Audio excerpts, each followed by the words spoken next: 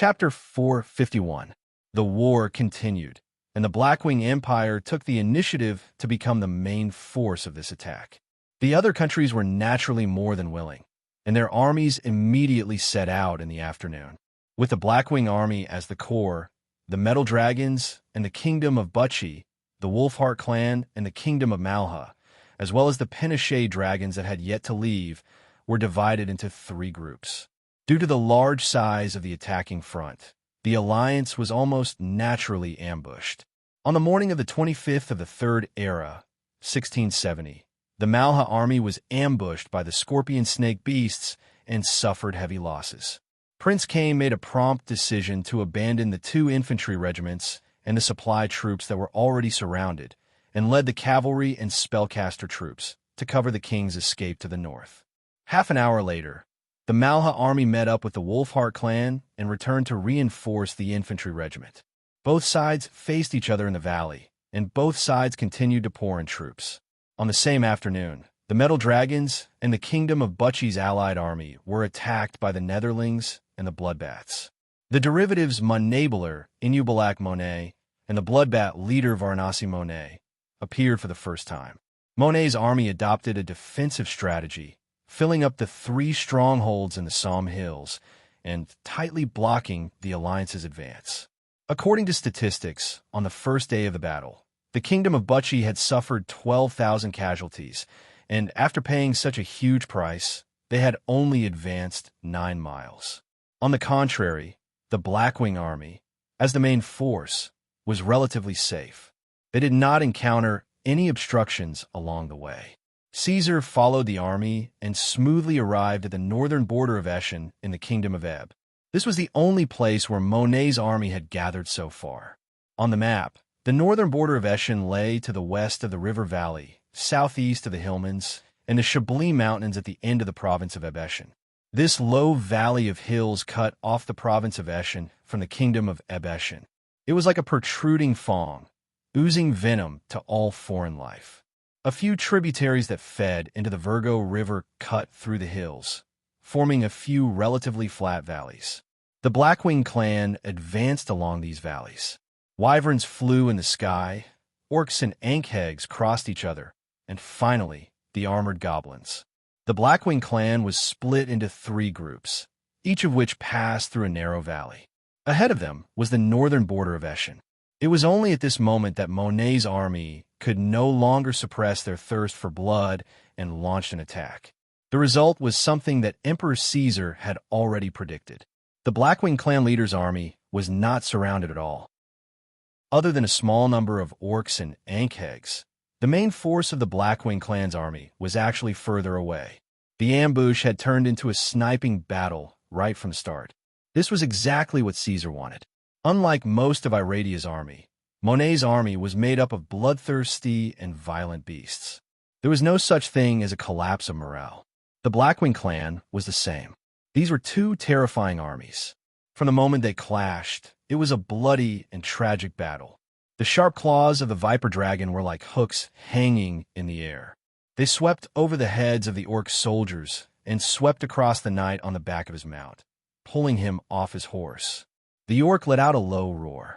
With a crash, his intestines and spine were pulled out from his back. Half of his bloody body flew into the sky and then fell down. Pieces of his organs and smelly blood splattered all over the ground. Before the Viper Dragon could let out a roar of protest, a shadow suddenly covered its head.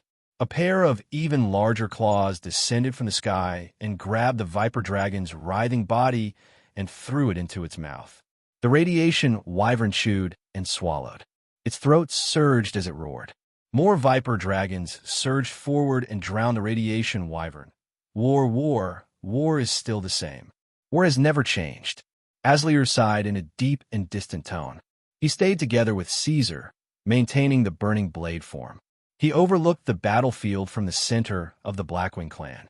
His voice directly entered Caesar's mind. "Black Dragon, can you smell it?" He continued, "It's been a long time. The smell of blood and fire. I'm very happy.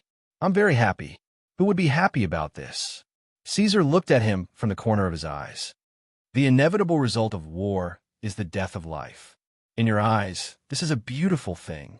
I'm afraid that only a madman would agree with your theory. No wonder you are called demons. Tis TSK. The Lord of the Infernal Prison let out a mocking voice. Are you going to teach me a lesson with your righteous words? Evil dragon, I heard that you are called the greatest disaster of Iradia, the destroyer of the human world. Perhaps. Caesar did not explain. He looked at the battlefield in front of him and said, but in my opinion, war is only a means and not the end. It is the final form of conflict. On this point, demons and us are fundamentally different. You're simply bloodthirsty and warlike. Lawful evil. Asliers defined the black dragon. Caesar could almost see his twitching expression. You are an idiot who is the same as those demon scum. The conversation between the two had been like this. Although they could use energy to communicate, they could not continue the topic after a few sentences. They were from different factions and had no common language.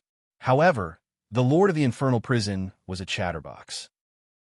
After a while, he took the initiative to ask, are you not going to act, Black Dragon? Are you going to watch your clan die one after another? Caesar had to turn his gaze back. You seem to be a little impatient. Asliers, why? Do you enjoy the feeling of being used as a weapon? What I enjoy the most is hearing the cries of a strong enemy. If I could, I would not hesitate to burn your flesh and blood, turning you into a withered and fragile skeleton, and then blow the skeleton into ashes. The Lord of the Infernal Prison rumbled.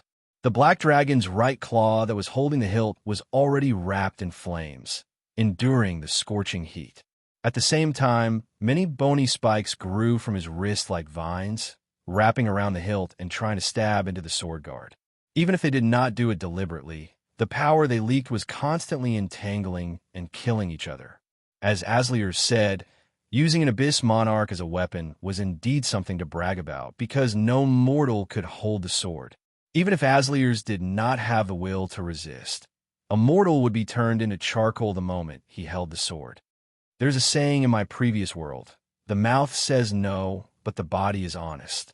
Caesar said, not caring about the burning flames on his claw. If you were a female, it would be quite interesting.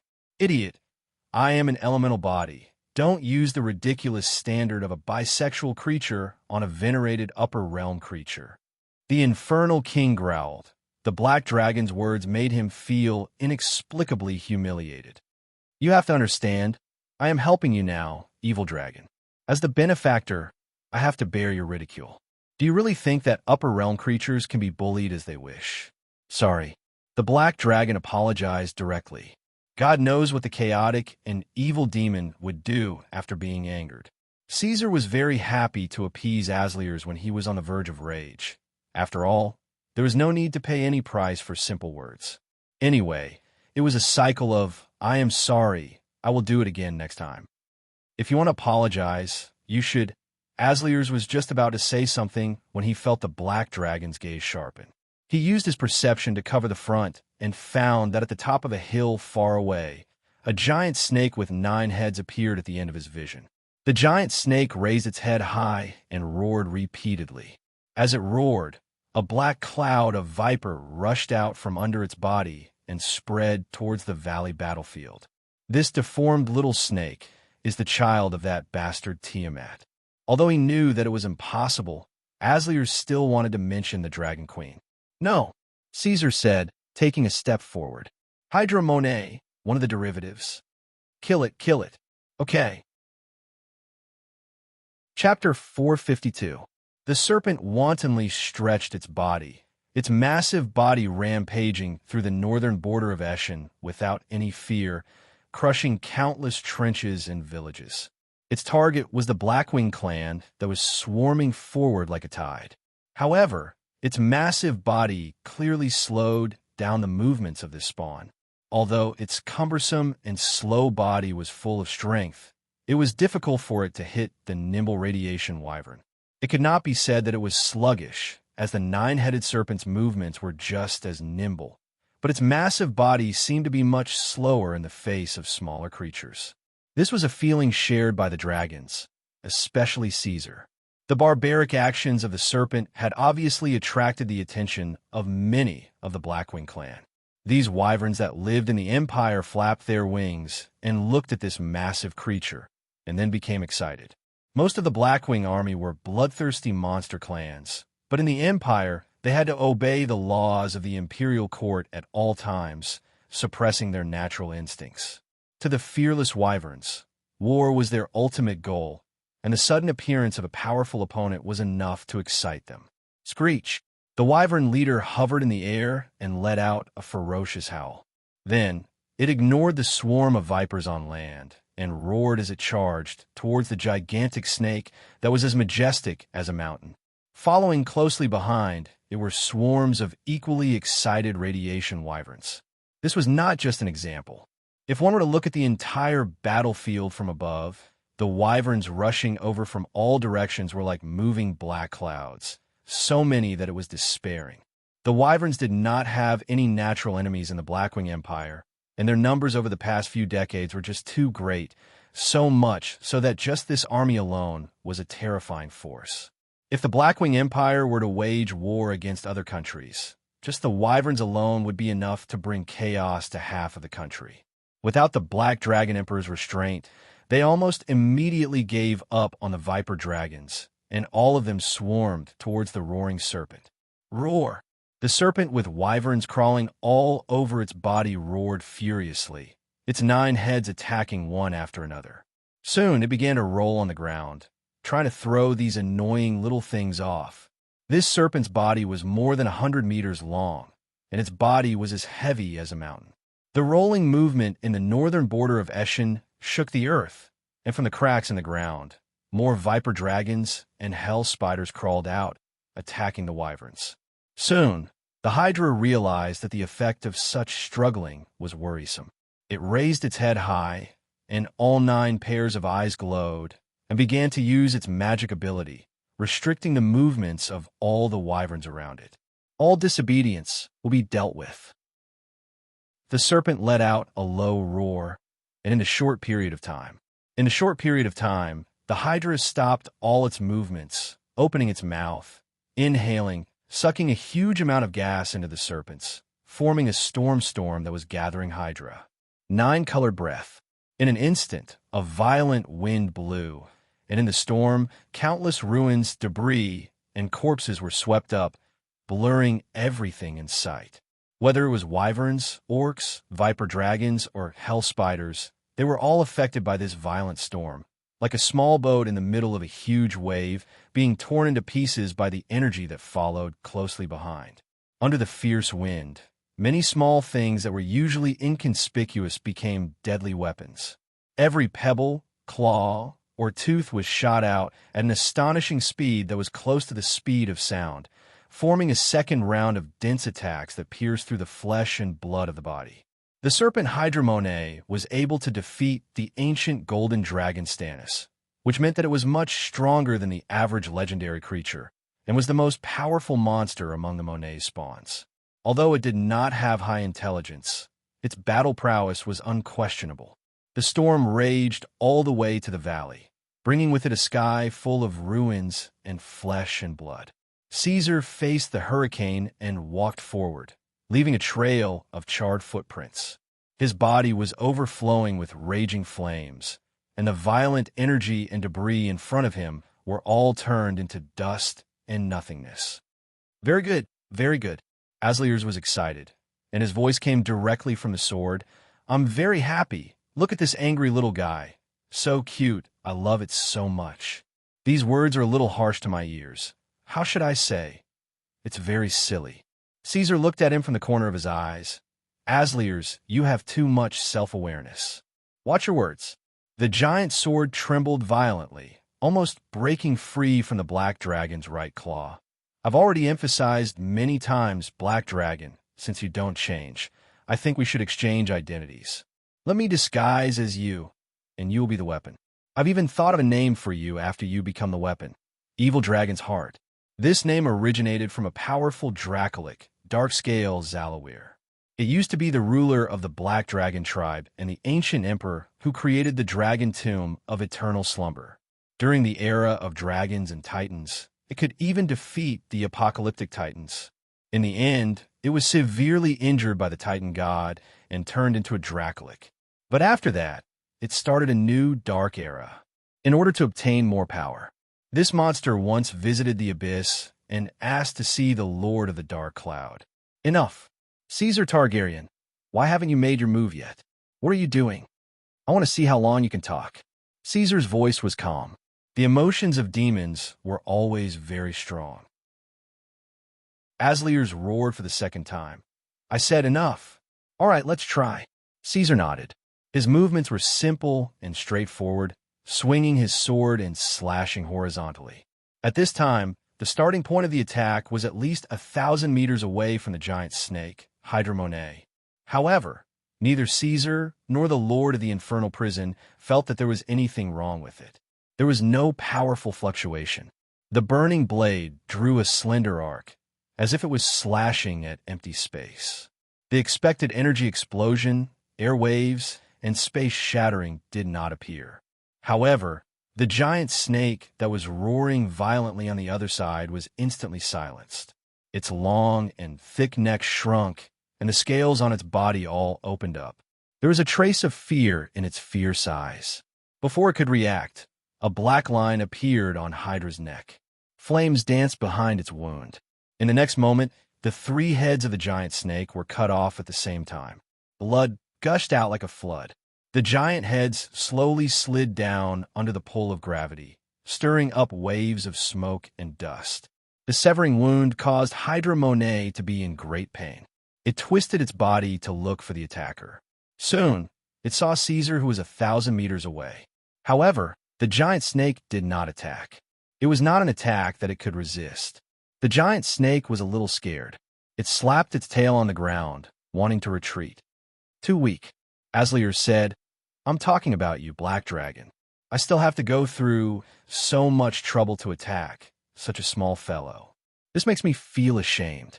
Caesar grunted. Then let's try again. The giant snake suddenly widened its eyes and let out an ear-piercing scream. It instinctively sensed fatal danger and tore open space without caring about anything else. It hid in the half-plane as fast as it could, preparing to escape. Caesar hooked his forearm and flicked the burning blade upwards. At this time, most of the giant snake's body had already hidden in the half-plane. Only its long tail was still in the main material world, but it was useless. The black line appeared again, and Hydra Monet's body was split into 2. It fell out of the half-plane, and its huge body fell heavily outside the fortress at the northern border of Eschen. Not only that, the previous attack had made the Lord of the Infernal Prison notice the self-healing ability of the giant snake. He would not give it any more chances. The flames grew vigorously on the giant snake's wound, spreading rapidly until its flesh and bones were devoured into ashes. Chapter 453. Gaul suddenly lowered his body and swung his axe at the spider's legs, causing it to lose its support and fall forward. However, as a savage from the First Era, these spiders had excellent reflexes. They bared their fangs even before they hit the ground, venom shooting out of their mouths. The great chieftain wasn't going to make a mistake in front of a single spider. He turned his body so that his back was facing the venom and spun with his axe. His armor blocked the venom as he cut it open, separating the spider from the top. Gaul raised his head and looked in the direction of Eshen's fortress. He took a deep breath and shouted, Quick, clear this area. We need to meet up with the Wyvern clan and reinforce the front lines. As he spoke, he helped a warrior beside him cut down a snake-scorpion beast. The Orc chieftain's army was flanking the Blackwing Legion, and they had also been attacked by Manet's monsters. The Orcs didn't know much about these monsters, so they panicked at first sight. However, they quickly stabilized themselves under Gaul's orders and began to fight the Neros, snake-scorpion beasts, and viper dragons in the valley. With the appearance of Hydra Monet, the Blackwing Wyverns immediately changed the focus of their attacks, attacking the Hydra Monet instead. The increasing pressure on the front lines caused Monet's army to retreat en masse, reducing the number of enemies the Orcs had to face. Now, Gaul wanted to clear this area as quickly as possible and move forward. This way, They could quickly reinforce the wyverns on the main battlefield and cover the advance of the armored goblin army. The orc chieftain waved the heavy axe in his hands and charged forward again. The three-headed scorpion snakes tried to resist the heavily armored orc whose speed had increased to the maximum, but in the next moment, their heads were already flying outwards. Using the impact, Gar easily cut down the snake-scorpion beasts. The orc's combat skills, which could be said to be the crown of a lady in humanoids, had reached the pinnacle of perfection. All right, leave some to clean up the remnants. The rest, follow me. Gaul didn't even finish his words before the sound of sharp blades cutting through the air rang out.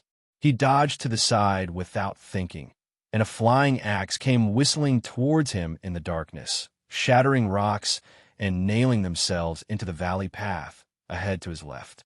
Pairs of red eyes could be vaguely seen in the underground cavern created by the Nero spiders. Green-skinned orcs.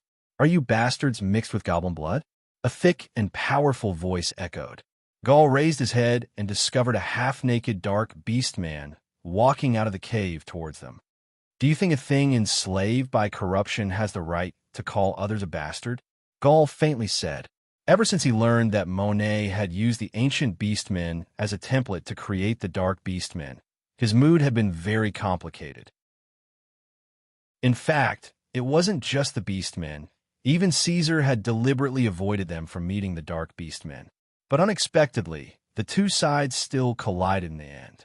Decay, slavery, meaningless cliches. We are fighting for Monet, and you are fighting for that black dragon. You say that we are enslaved, but are you not? At this time, the dark beastmen had already approached them.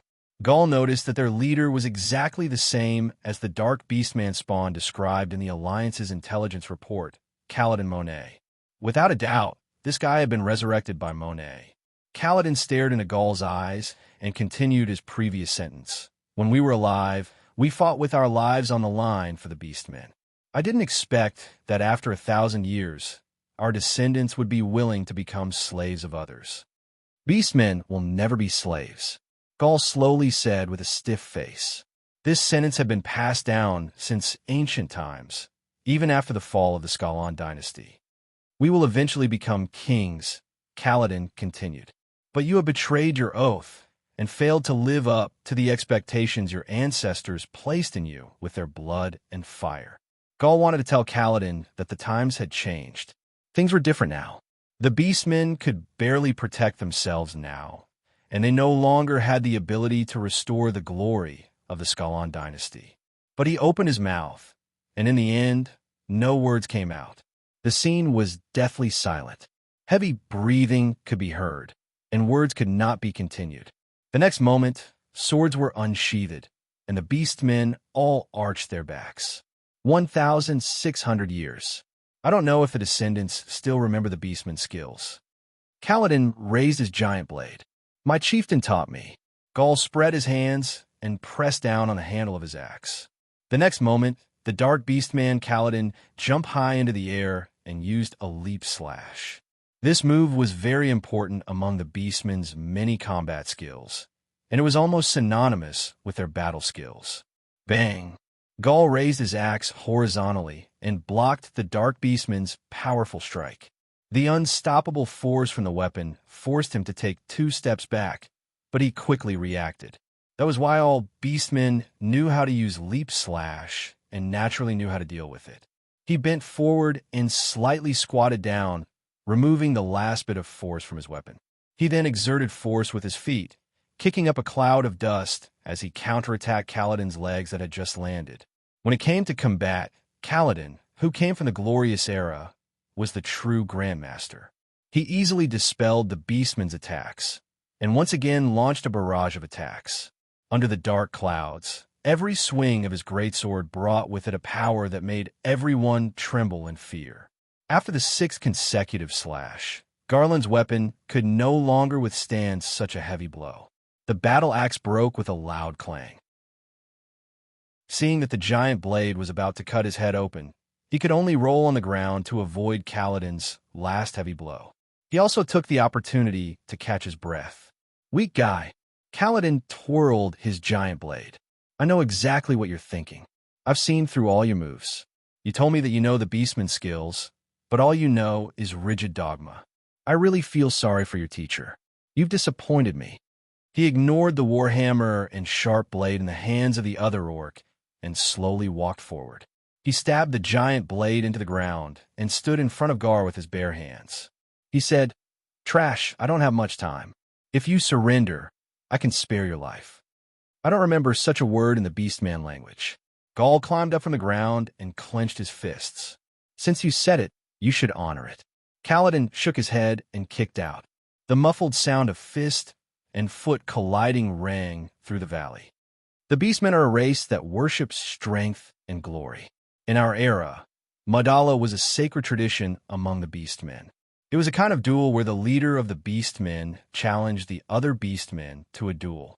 Weapons were used, fists and feet, and it would not end until death.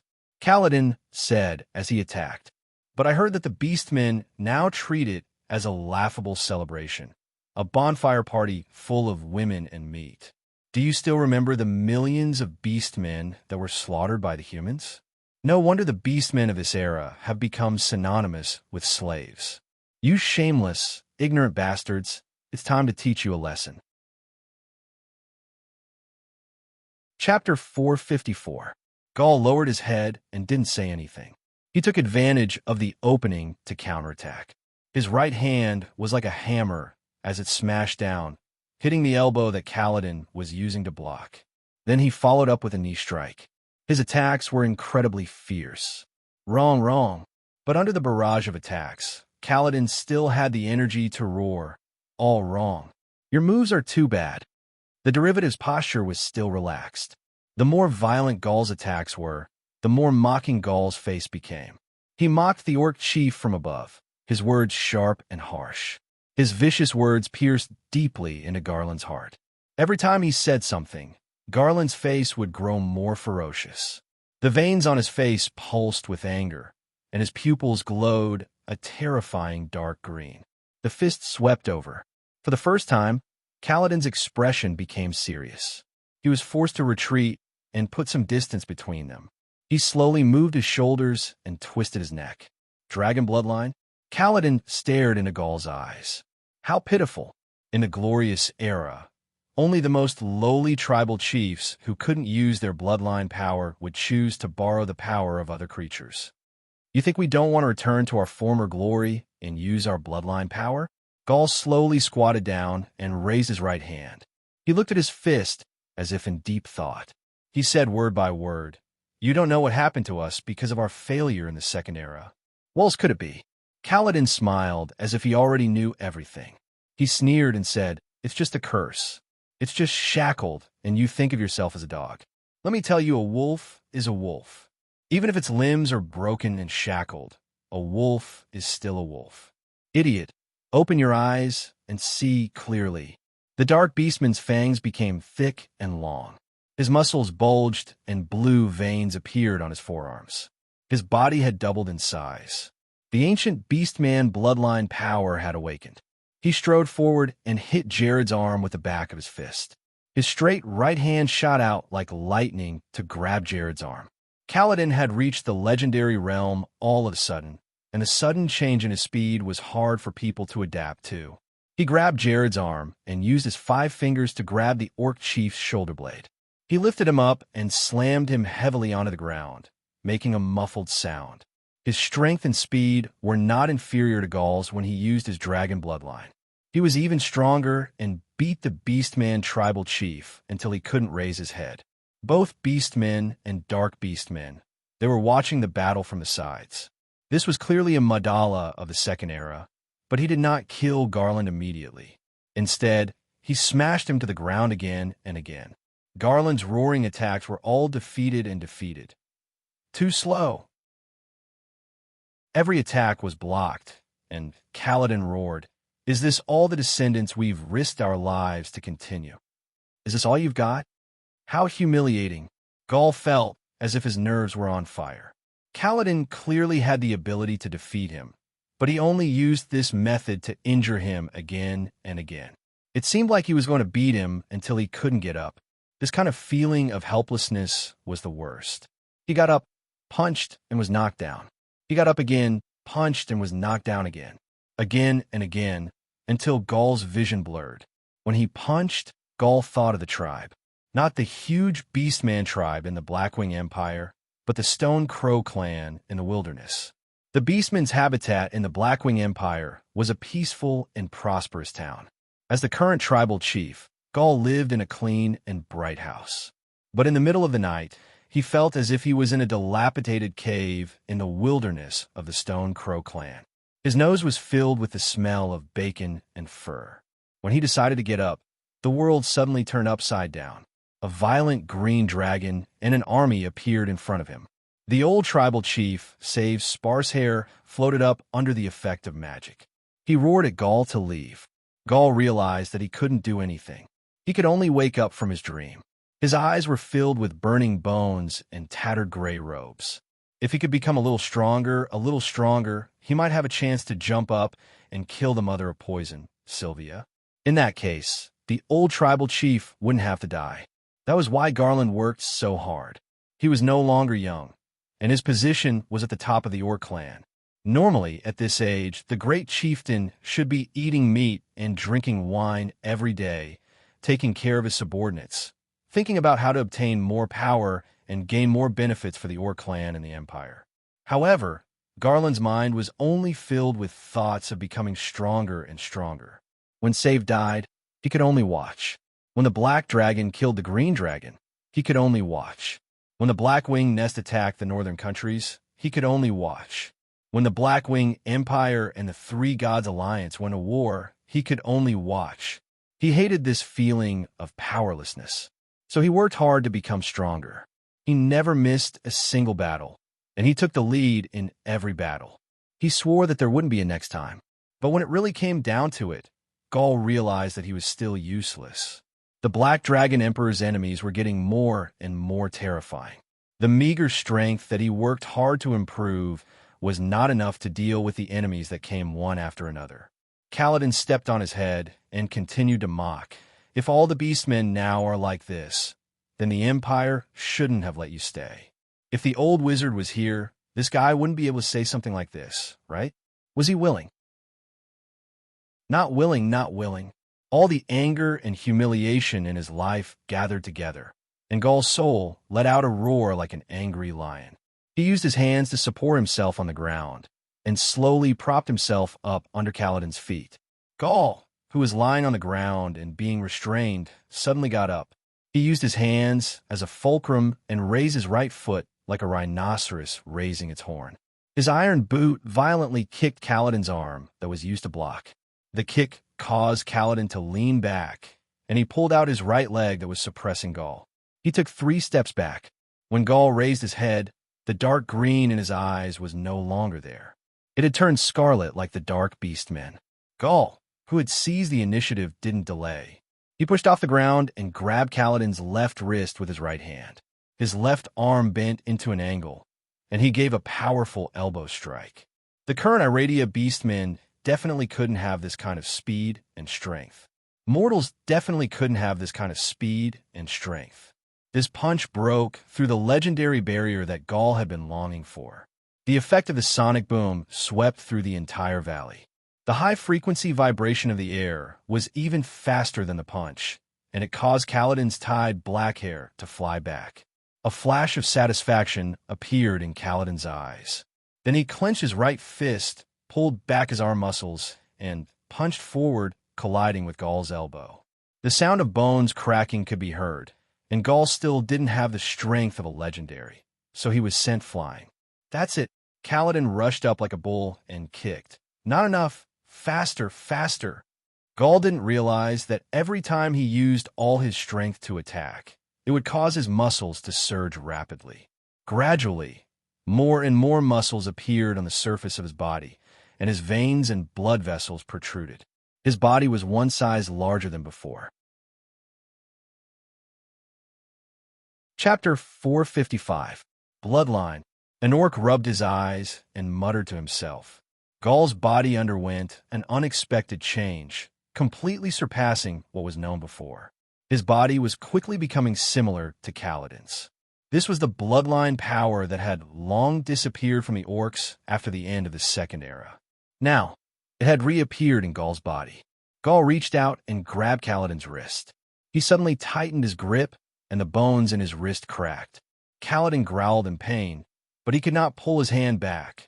Gaul's arm was like a beast trap, clamping down on his hand with strength far greater than before. Kaladin spun around and kicked Gaul's chest. There was a loud bang, accompanied by the sound of bones breaking. The two figures separated. Kaladin spun 360 degrees in the air and flipped down. Gaul crouched, his muscles rippling like boiling water. He opened his mouth and spat out a mouthful of bloody phlegm. He took a deep breath, inhaled a large amount of oxygen, and then slowly stood up. "It seems like you've done your best." Kaladin looked at him and said, "In the glorious era, this kind of strength was the basic quality needed to become a true chief. Legends are just the beginning." "But you've already finished," Gaul said. Both of them pushed off the ground at the same time, their bent knees exploding with extraordinary strength. It was hard to imagine how an orc could maintain such a fast speed with such a huge body. Gaul and Kaladin wrestled with each other on the flat valley. Every time they collided, there would be a deafening boom. They chased each other, and the shock waves from their fists and feet made people feel real pain. It was rumored that legendary warriors could bathe in magma. This was their strength. The two of them exchanged punches and simultaneously retreated. Carlodan paused for a moment as he crushed the rocks beneath his feet. In the end, he wasn't using his own body. He was only using a vessel. This slight difference in strength would be negligible if he had the upper hand against an enemy. But if he really met an opponent who was equally powerful, this weakness would be revealed. He arched his body and charged again. Gaul also pounced. His right hand formed a claw and hooked Kaladin's elbow. Gaul's left hand was sharp, and it hit Kaladin's armpit like an iron awl. Kaladin could feel his body turning sluggish. He had failed to block this attack. However, he was still a battle-hardened ancient orc chief. Although he had suffered a great loss, he did not subconsciously pull away. Instead, he endured the pain in his right arm that felt like it was being hammered. He reacted extremely quickly and slammed into Jared's body. His right foot had already appeared behind Jared. He wanted to backhand him and trip him. If one did not have a lot of combat experience, even if one had the strength of a legendary, it would be very easy for such a sudden move to reverse the situation. Unfortunately, Jared had a lot of combat experience.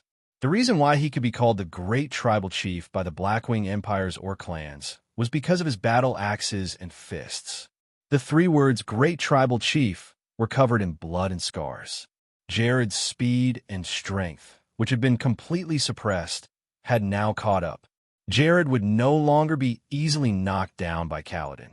When Kaladin's shoulder touched Jared's chest, Jared's elbow had already viciously slammed into Kaladin's face. Two muffled sounds rang out at almost the same time. Gaul clutched his chest and staggered backward. Kaladin leaned back and sat on the ground. Blood mixed with sweat spurted out, and two broken fangs flew out of the arena. "You've lost." Gaul slowed down and panted. Although his body was in so much pain that it felt like it was about to break, he still forced himself up and slowly walked forward. Orcs had relatively low emotional intelligence, but at this point, he had more or less understood Kaladin's intentions. Kaladin had the ability to kill him at the start of the battle, but Kaladin did not do so. Instead, he continuously humiliated and ridiculed him to squeeze out his potential. In the end, it was Kaladin who lost. "It seems like you've understood, kid." Kaladin raised his head and looked at him, his teeth full of blood. "This is your goal?" Gaul panted. "Monets will force me to come here. To be honest, I didn't think that my opponent would be a descendant of the orcs." He smiled. "I wanted to see if my descendants were qualified. If they were really that bad, you would already be dead. So, the curse isn't real, right?" "Of course it's real," Kaladin said with certainty. "Children like you will probably never be able to reach the legendary realm. That's our fault. The defeat of the Second Era brought great suffering to the orcs. It's 1,000 times harder to break free from the shackles than before." "Thank you." Gaul took a deep breath and seemed to use all his strength to say two words. Ancestor, there's no need to thank me, but you have to remember that you can't lift the curse on the orcs with your own strength. That black dragon is very, very strong. Since you're fighting for it, if you have the chance, you could try to ask. Kaladin suddenly stopped talking halfway. His eyes were bloodshot. His muscles surged again, and there was the sound of bones moving in his body. His shoulders trembled violently. As his bones changed, killing intent surged out of Kaladin's body like a tsunami. A completely different aura spread out, and a powerful force flowed on the surface of his body. He reached out his hand, and the dark giant sword returned to his hand. Garland's pupils instantly shrank to the size of needles. He did not know what had happened to Kaladin's body, but this was definitely not a power that they could resist at the moment. Perhaps even silly Husky and Nero, the leader of the Black Wings, would not be able to do so. The rumbling was deafening, and the next moment, it turned into ashes and turned into nothingness. It was as if two paintings had suddenly switched. The dark, giant sword in Kaladin's hand was now stabbed into his own chest. Gaul was confused. You don't need to understand. This has nothing to do with the orcs. Kaladin spread his legs and sat down. He loosened his grip on the giant blade, and his breath returned to normal. Blood quickly seeped out his chest and back. Can you come closer? Kid. Okay. Gaul thought for 2 seconds and nodded. He took a few steps forward, bent down on one knee, and looked at Kaladin. What's your name? Gaul. What's your surname? Gallstone Raven. Since the fall of the Second Era, many famous orc surnames had disappeared under the continuous pursuit of the humans. Most of the surviving orcs did not have their own surnames, and could only use the surnames of the tribes that they had regrouped with, just like the current Northern Fox and Wolf clan. Stupid. Change it. How about Scarin? Kaladin's dark face showed a faint smile. Gaul Scarin. Okay. Gaul bowed and lowered his head in front of Kaladin. Kaladin placed his palm on Jarl's head and said in a very low voice, Prince Kaladin Scallon, I permit you to use the surname Scallon. I swear by my blood that I will bear witness to the descendants of the orcs inheriting the name of their ancestors. With every word, a large pool of blood gushed out of his mouth. His voice was very weak. Are you leaving? Times have changed. Perhaps the Iradia orcs will no longer have the qualifications to reach the peak. Kaladin smiled and raised his weak hand to hit Gaul's chest. But kid, even if you can't restore the glory of the past, you still have to become a very powerful person. These were the last words Kaladin said in his life. He closed his eyes after saying this. His soul couldn't go to the divine kingdom, nor could it enter hell. If it scattered, it would only dissipate with the wind. Even if Monet resurrected a dark orc spawn in the future, it wouldn't be Kaladin anymore. Gaul sat on the ground weakly. His eyes were blank, and his limbs didn't seem to belong to him. Chapter 456. North of the Eshin Mountains, the cold wind that the locals called Soon was blowing across the White Plains. The snow had melted, and the vast plains were like an endless sea. The rolling hills were like the waves on the sea. A monster covered in black scales was standing on the peak of the waves, looking at the shining horizon in the south of the plains. The sword in his hand was deep black, but it was shining with a flame-like luster. The hilt of the sword was embedded with a beautiful molten core, and the power flowed along the lines of the sword. It's over. Caesar looked at the wyverns and orcs rushing into the northern border of Eshin. The armored goblins were also approaching. He knew that the outcome had been decided. No matter how intense the battle between the metal dragons and the Penishade dragons was, Monet's army had been defeated. In the following days, these guys would face a period of continuous pursuit until they retreated to the hinterland of the kingdom of EBS and reorganized themselves.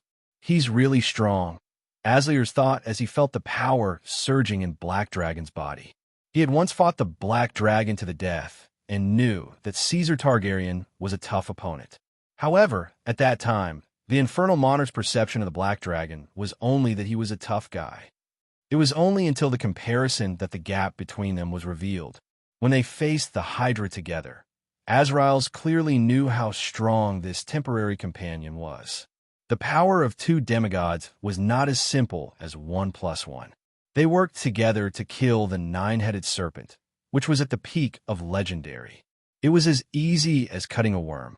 When Asliers was looking at Caesar, Caesar was also staring at him. The black dragon was not surprised by the power of the Lord of the Abyss, because he had already predicted it.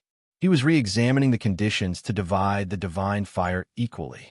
It was said that the powerful Lord of the Abyss could threaten the gods with a virtual divinity. Was Asliers planning to do the same? How boring. The Lord of the Infernal Prison said lazily, "If it can't find any other powerful force other than Monet himself, then there's really no suspense in this war. Even if it's just Monet, he's not someone we can deal with." Caesar said. He knew himself very well. Even though he was the Emperor of the North, he was not arrogant for no reason. Monet had once fought with the Dragon God and Dragon Queen. Although he was only a god in the form of the main material world, he was still much stronger than Caesar and Asliers. Even if it was unlikely that Monet would still have the same power 7,000 years later, this battle would still be difficult. "What are you going to do next?" Asliers asked tentatively. "Let's go back." Caesar carried the Lord of the Infernal Prison and turned around. "It's not a good habit to be quiet. Aren't you going to say anything?" Monet can hide in the demiplane and not come out, but he's a monster. A monster that's filled with a pure desire to destroy than you. He can't just watch his army being attacked and devoured. If this goes on, sooner or later, he won't be able to hold back and jump out. Caesar thought for a moment and added, "Maybe he has already jumped out." Alex, an ancestral blue dragon, suddenly disappeared some time ago.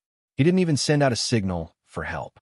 I can't think of many creatures in Iradia that have such an ability. Just as his voice trailed off, the northern border of Eschen suddenly shook violently, and a series of explosions spread from the ground to the surface. Huge cracks appeared on the Earth's crust, and the vast wilderness became uneven like a crumpled piece of paper.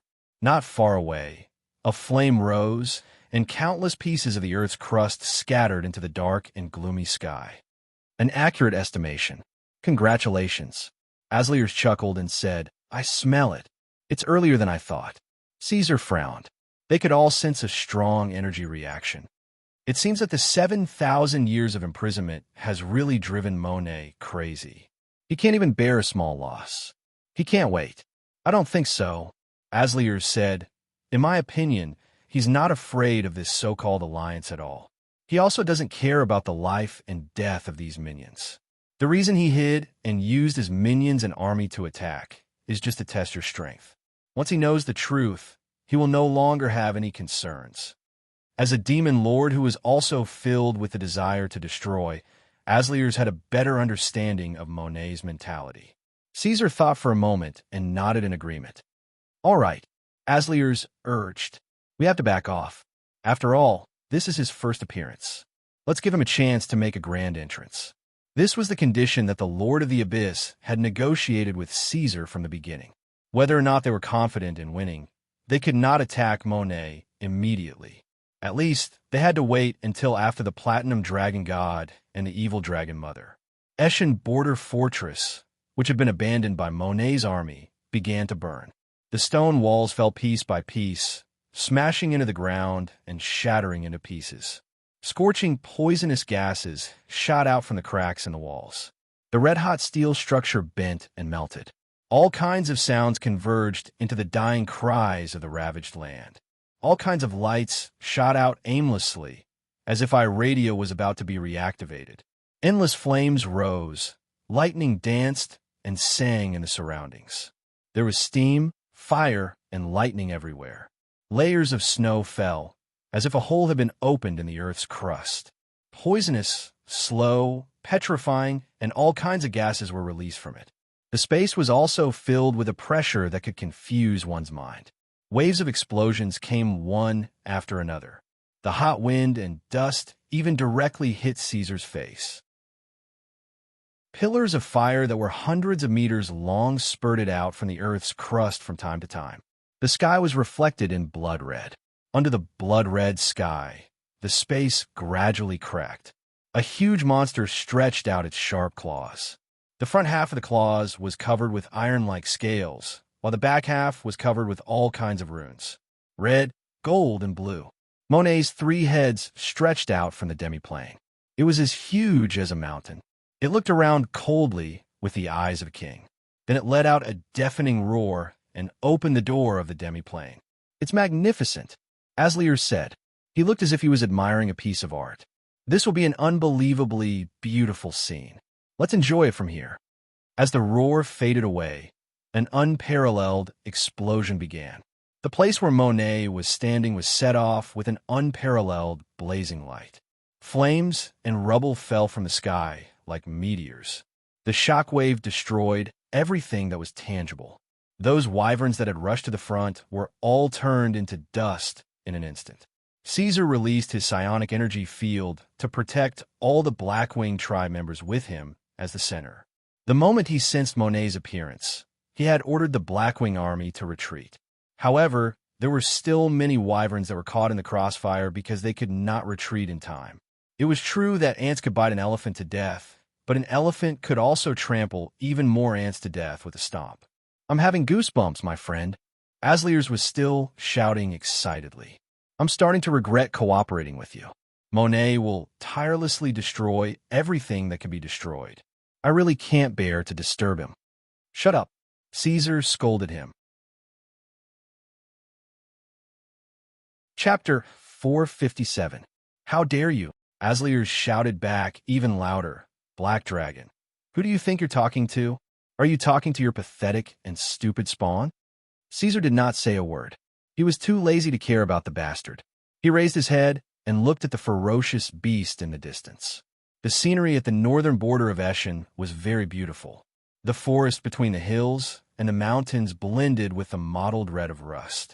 It was like a colorful painting on an oil canvas. It depicted the vast, foggy valleys of the province of Eschen and the large number of basins and plains between the hills. But when Monet appeared here, everything was destroyed. Storms and raging flames were everywhere. When a shockwave passed, the temperature dropped to the point where it was enough to make mortals tremble. Monet growled. It killed every living thing that got close to it, including the monsters that were loyal to it. Every move of a monster of this level was destructive.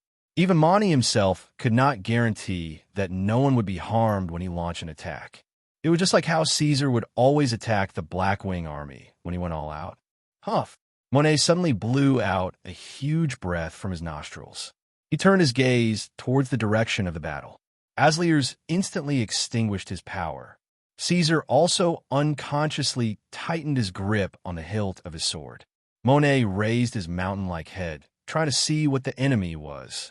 But before his pupils could fully focus, the world suddenly turned pure white. Boom! In an instant, a huge beam of light as large as a mountain tore through the sky and descended from the sky. Dense lightning bolts danced in the sky. The beam of light suddenly hit Monet's arched back. Divine punishment. Those scales that were harder than the city walls let out a crisp sound. In Caesar's vision, all the scales on Monet's body opened up at the first moment when he was attacked. He let out a painful roar. His 9 heads were dancing wildly.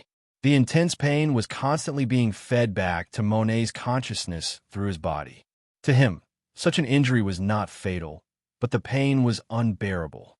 But compared to the intense pain, there was another thing that Monet cared about more. It also attracted the attention of Caesar, who was watching from the sidelines. In the midst of the raging storm and raging fire, the gigantic, twisted monster was staring coldly at the figure in front of it. A dazzling golden dragon with a slender body was looking at Monet. Its whole body was covered with silver-white scales. Even under the dim light, it still reflected a beautiful radiance. Its cat-like eyes were deep blue, glowing with a pale blue radiance like the midsummer sky. This was the first time Caesar saw Bahamut, the dragon god, appear in the natural form of an apostle. Obviously, when Monet stepped out of the half-plane, the dragon god had already noticed him. As a good god, Bahamut would not allow Monet, to kill more lives. He immediately appeared in front of the monster. Monet knew him and knew who he was. The relationship between the dragons and Quel Dorii could be traced back to 7,000 years ago.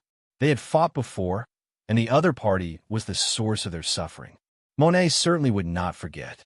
Bahamut, Monet's eyes, which were originally filled with rage and the desire to destroy, suddenly became calm and serious. Monet, you have made me angry. The platinum dragon god stared at Monet and showed a look of disgust. This kind of emotion was rarely seen in this kind of god. He said, "This is true blasphemy. Ignorant and fearless Quel Dorii, you have not even seen the true face of Io, but you want to create the ancestor of all dragons. Do you know that our father is one of the most powerful creatures in the astral world, the father of all the dragon gods? Monet, after 7,000 years, do you feel ashamed of Quel Dorii? Do you have any regrets?" No. Monet's rumbling voice reverberated between heaven and earth. He opened his mouth and said, "I was shackled and imprisoned in a dark alternate space for 7,000 years. 7,000 years, no one cared about me. Why try my best and finally escaped? Why did you still pester me? Quel Dorii has paid the price and disappeared completely. Why do I still have to bear their mistakes?" Bahamut was silent for a moment. He did not expect that Monet, a weapon created by him, would say such words. This meant that it had not gone mad, but had continued to improve and evolve in the 7,000 years of captivity. Now, it had completely possessed the thought pattern and emotional characteristics of a normal life. This was no longer a weapon or a tool. The dragon god paused for a moment, then said, "Monet, your birth was a mistake. Your existence is a blasphemy to the dragon ancestor. As the ruler of the dragons, I must give you the most severe punishment for your insolent behavior." Mistake, blasphemy. Monet sneered. "Since the day of my birth, the rules of the material world have denied my existence. The people see me as a disaster, and the dragons see me as an insult. Even my creator, Quel Dorii, later admitted that I was a failed product. But I did not have a choice, did I? When Quel Dorii existed, I was forced to serve them. Even now that they have disappeared for many years, the dragons will not stop chasing me. You will not let me go, will you? In your eyes, my birth is a mistake. Disappearing with Quel Dorii is the right way to go. But I want to live. What's wrong with me? You asked me if I have any regrets. Now I ask you, noble God, what's wrong with me? Every life has the right to live." "This is true," the dragon god said. "But you have deprived other lives of their right to live. The cycle of life and death is endless. This is the operating rule of the main material world. I was born in the main material world, and now I have been recognized by the material rules. Everything I do is limited to the material plane. I also accept the sanctions and crusades for material creatures. But God should not interfere with the operation of the material plane." Monet stared into the dragon god's eyes and said, "Ridiculous theory, a dying struggle." The chaotic divine power of the 5 colors appeared, and the 5 great magical powers transformed into the head of a giant dragon. The mother of evil dragons, Tiamat, appeared on the other side. Although she was much smaller than Monet, her aura was much more arrogant and noble. She raised her head and looked at the distorted behemoth that was arguing with Bahamut. Her eyes were filled with hatred. "Just looking at you makes me feel nauseous. Despicable scum, your soul should go to hell with your creator, if you have one. Sure enough, you can't understand it all." Monet sneered. His emotions were a kind of disheartened determination. After shaking his head, he suddenly roared, "In the main material world, what do you think you can do to me? I will first tear apart your ridiculous illusions, and then slaughter all the dragons in the whole world. Watch carefully. Watch your destruction carefully." As his voice fell, he launched an attack on the dragon god and dragon queen. Chapter 458. Under Caesar's gaze, the gigantic creature with half of its body on the ground raised its head. Monet no longer showed any weakness to the dragon god and the dragon queen. There was no longer any trace of emotion in its cold eyes. "Let's begin." It spoke in a low voice, like the rumbling of thunder that filled the sky, and the air trembled. Monet had the divine fire, and its power was so great that even a small part of it leaked out was enough to affect the material plane. The trembling of the air came from the throbbing of the rules, and Iradia showed some repulsion towards it. The sky was still covered with dark clouds, but the thundering thunder and lightning seemed to have felt the pressure. They were not as noisy as before and became quieter. "Bastard." Tiamat only spat out 2 words. Monet's eyes were filled with an unsettling blood-red color. He raised his head high and looked down at the gods. This overly violent action caused the entire mountain range to tremble violently. The gigantic monster that looked like an endless mountain range opened its mouth that was like a black hole. It took the initiative to attack the Dragon Queen Tiamat as its target. Its size was much larger than the dragon god Bahamut, the Dragon Queen Tiamat's apostles, Caesar, and Asliers. It was the largest size recorded in Iradia's history. Just by looking at it, one could tell that Monet's body was more than 1,000 meters. Although Monet's body was huge and seemed to be very slow, in fact, his strong muscles gave Monet an extremely terrifying speed. He was even faster than Caesar the Black Dragon. Any casual movement of his could easily tear apart the sound barrier, and within a breath, he could cross an entire mountain range. Monet's huge body, huge strength, and extreme speed were all mixed together, producing an extremely terrifying impact force. Even a god would find it difficult to withstand the impact.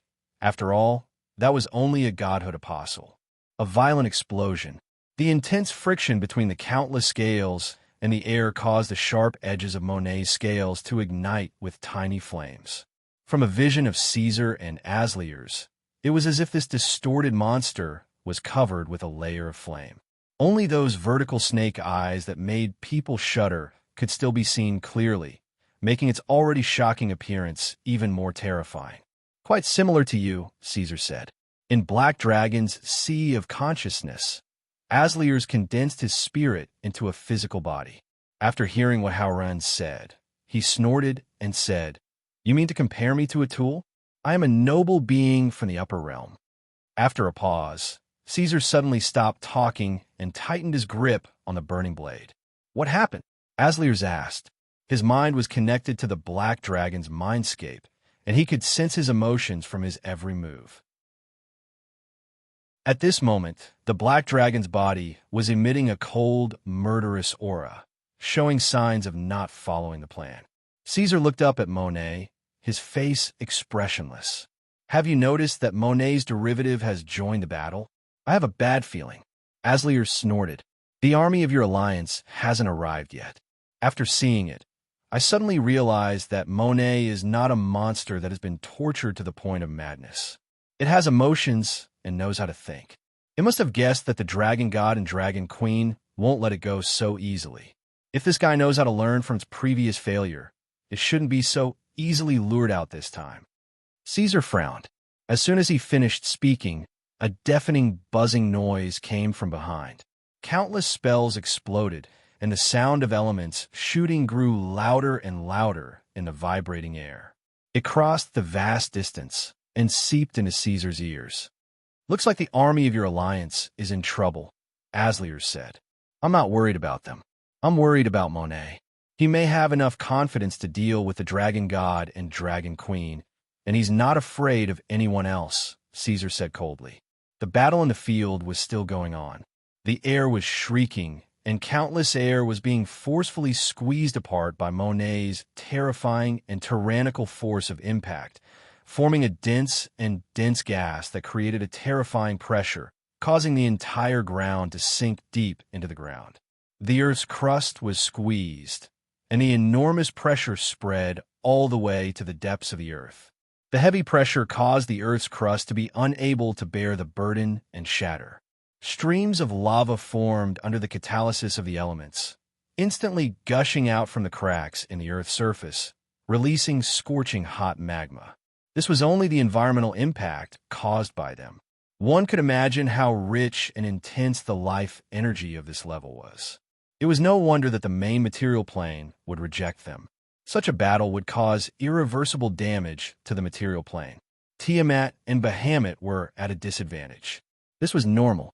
Without personally descending, most gods could not defeat the top creatures of the material plane. Roar! Monet raised his head and roared angrily. The roar almost dispersed the dark clouds and broke through the sky. Accompanied by his roar, the seemingly unchanging Ascenillar Mountains also began to shake under the godlike power. Rumble!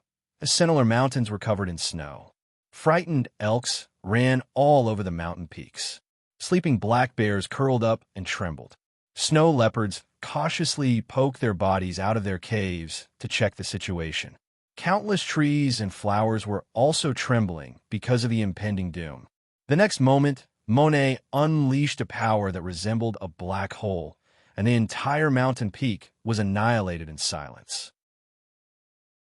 Tiamat growled and wanted to retreat, but Monet was one step ahead of it. Tiamat knew very well that the one who would be the first to retreat would definitely be the Dragon Queen, so it had been keeping an eye on her. When the powerful force pierced through his chest, the divine protection he was so proud of was broken. He could not avoid the attack, even after turning his body into elemental. Even the Dragon Queen's will could not save the Apostle's disintegrating body. All of his internal organs were devoured by the black hole and turned into dust. Tiamat looked at the black hole devouring his chest in shock. He could not believe that it could easily break through all of his defenses. The surging evil energy poured into the core of his incarnation, causing the Apostle to explode on the spot. His body turned into silver light spots, gathering into streams of light and escaping in all directions. Soon after, the evil dragon mother let out a thunderous roar. Unlike the time when she suffered a setback in front of the mutated black dragon, this time she really suffered a huge loss. Monet had her divinity fragment in his hand. Monet narrowed his eyes and looked at Bahamut, then glanced at Caesar's position. His gaze was not that of a lone wolf at the end of the road, but rather of a winner who had the last laugh. "It's over," he said. "Thank you, two gods, for giving me the shard of divinity. With them, combined with the divine fire, I can create a brand new divinity that belongs to me and truly exists. I know what to do. Qualdorii taught me." While Monet was speaking, the black hole had already sunk into Bahamut's chest. The platinum dragon god's body was also quickly disintegrating.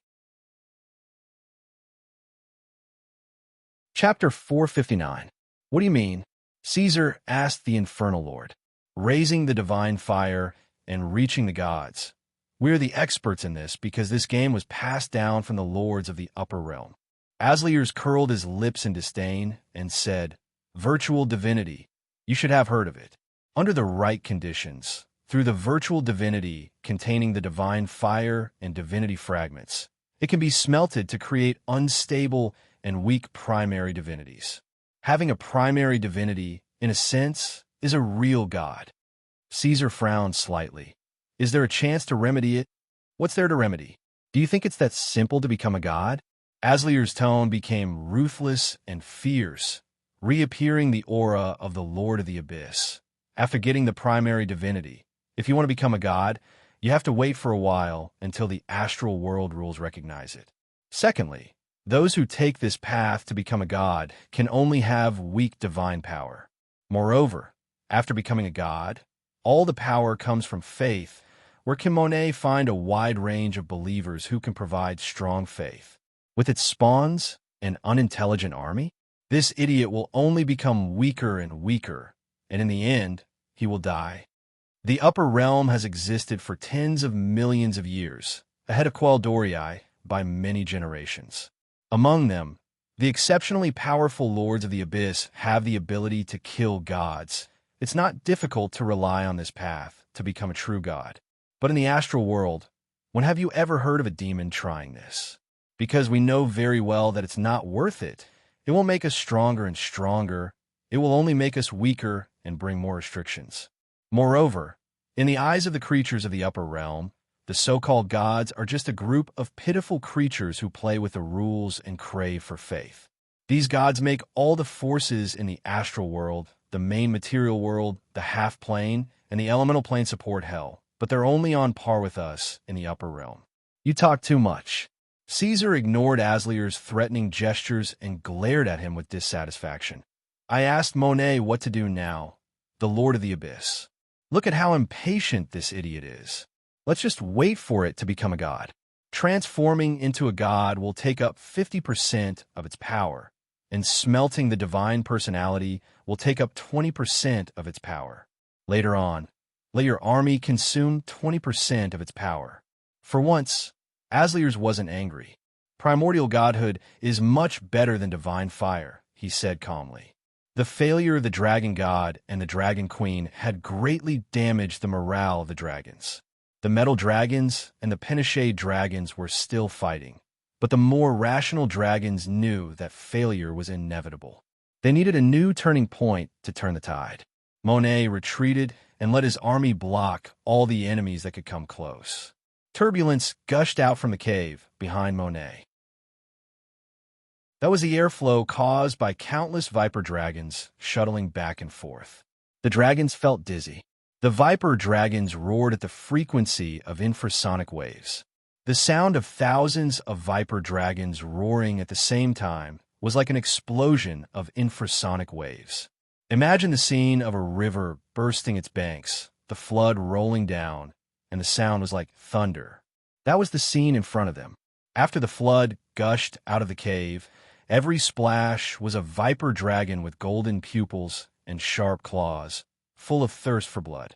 Caesar stood beside a rock on the ridge and looked at the deep black vortex in the distance. Thousands of viper dragons were crawling around Monet's huge body. Monet's body was gradually withering. Just as Aslier said, Monet could no longer wait. After eliminating the threat of Bahamut and Tiamat, Monet began to prepare to smelt the divine fire. However, the Lord of the Infernal Prison's estimation was also insufficient. Monet was not stupid. He did not exhaust his power. Caesar watched Monet's every move and found that he was absorbing power from the viper dragons to replenish himself. In other words, Monet would not allow himself to be weakened to the point where he could not fight against external threats. What a cold-hearted and rational creature. He swallowed his own spawn to recover. Asliers looked at the spawn that had returned to Monet's side and said coldly, "These things are not only prepared for war. To Monet, they're also a kind of resource reserve. Black Dragon, do you have any follow-up arrangements with the so-called alliance?" These armies, Caesar was halfway through his sentence when he paused for a few seconds and said, "No." Asliers was silent for a few seconds as well. Then, his voice suddenly became lazy. "Then we can only take action. After swallowing these spawn, he will become even stronger. If we wait any longer, we don't know if we will have a chance." With a loud bang, the rocks collapsed. It was as if a high-pressure gas explosion had occurred where Caesar was standing. The airflow suddenly expanded and shot out like a sharp blade. When he looked back, he was no longer where he was standing. He had crossed a distance of almost 1,000 meters in a second. 2 seconds, 4 seconds, 6 seconds. When the vision stabilized and caught sight of Caesar's figure again, he was already standing in front of Monet. The viper dragons flew in the huge space, roaring, and clawing. They would attack anyone and any creature, but that did not include Caesar. This was because the 2 swords that he had used to slay the giant snake proved that he was a powerful being who could talk to Monet. Such a powerful being was qualified to meet their monarch. Monet, with his head held high, lowered his head and looked at him. "Mortal of the material plane, do you have anything to say to me?" TSK, you already call yourself a god." "Mortal of the material plane, Black Dragon, it is mocking you." This was Aslier's words. "I know," Caesar responded, then raised his head. "Hello, Monet. Let's fight. Cut the crap and get straight to the point." Caesar's body slowly grew more and more fine scales. The scales suddenly tightened, like a dark black heavy armor. His sharp claws held the burning blade. At the same time, he reversed his joints. Blazing black flames flashed and disappeared. The blade slashed diagonally at Monet's head. Without any airflow, the air instantly collapsed. Caesar's burning blade formed an arc-shaped vacuum. The two demigods could do whatever they wanted in the prime material plane, destroying all obstacles. Monet let out a long hiss. His dragon scales flared up in anger. His huge and complicated eyes flowed with changing light, reflecting Caesar's figure. With just one slash, his magic defense was almost shattered. Even the incarnations of the Dragon God and Dragon Queen did not give him such great pressure. Roar. Monet opened his mouth and let out a roar. The three heads in the middle of his body were breathing out, and the air in their bloody mouths converged into a tornado of energy. The tornado was wrapped in blazing flames and dazzling electric arcs as it bombarded Caesar. Caesar had nowhere to dodge. He could only face the energy flow forward.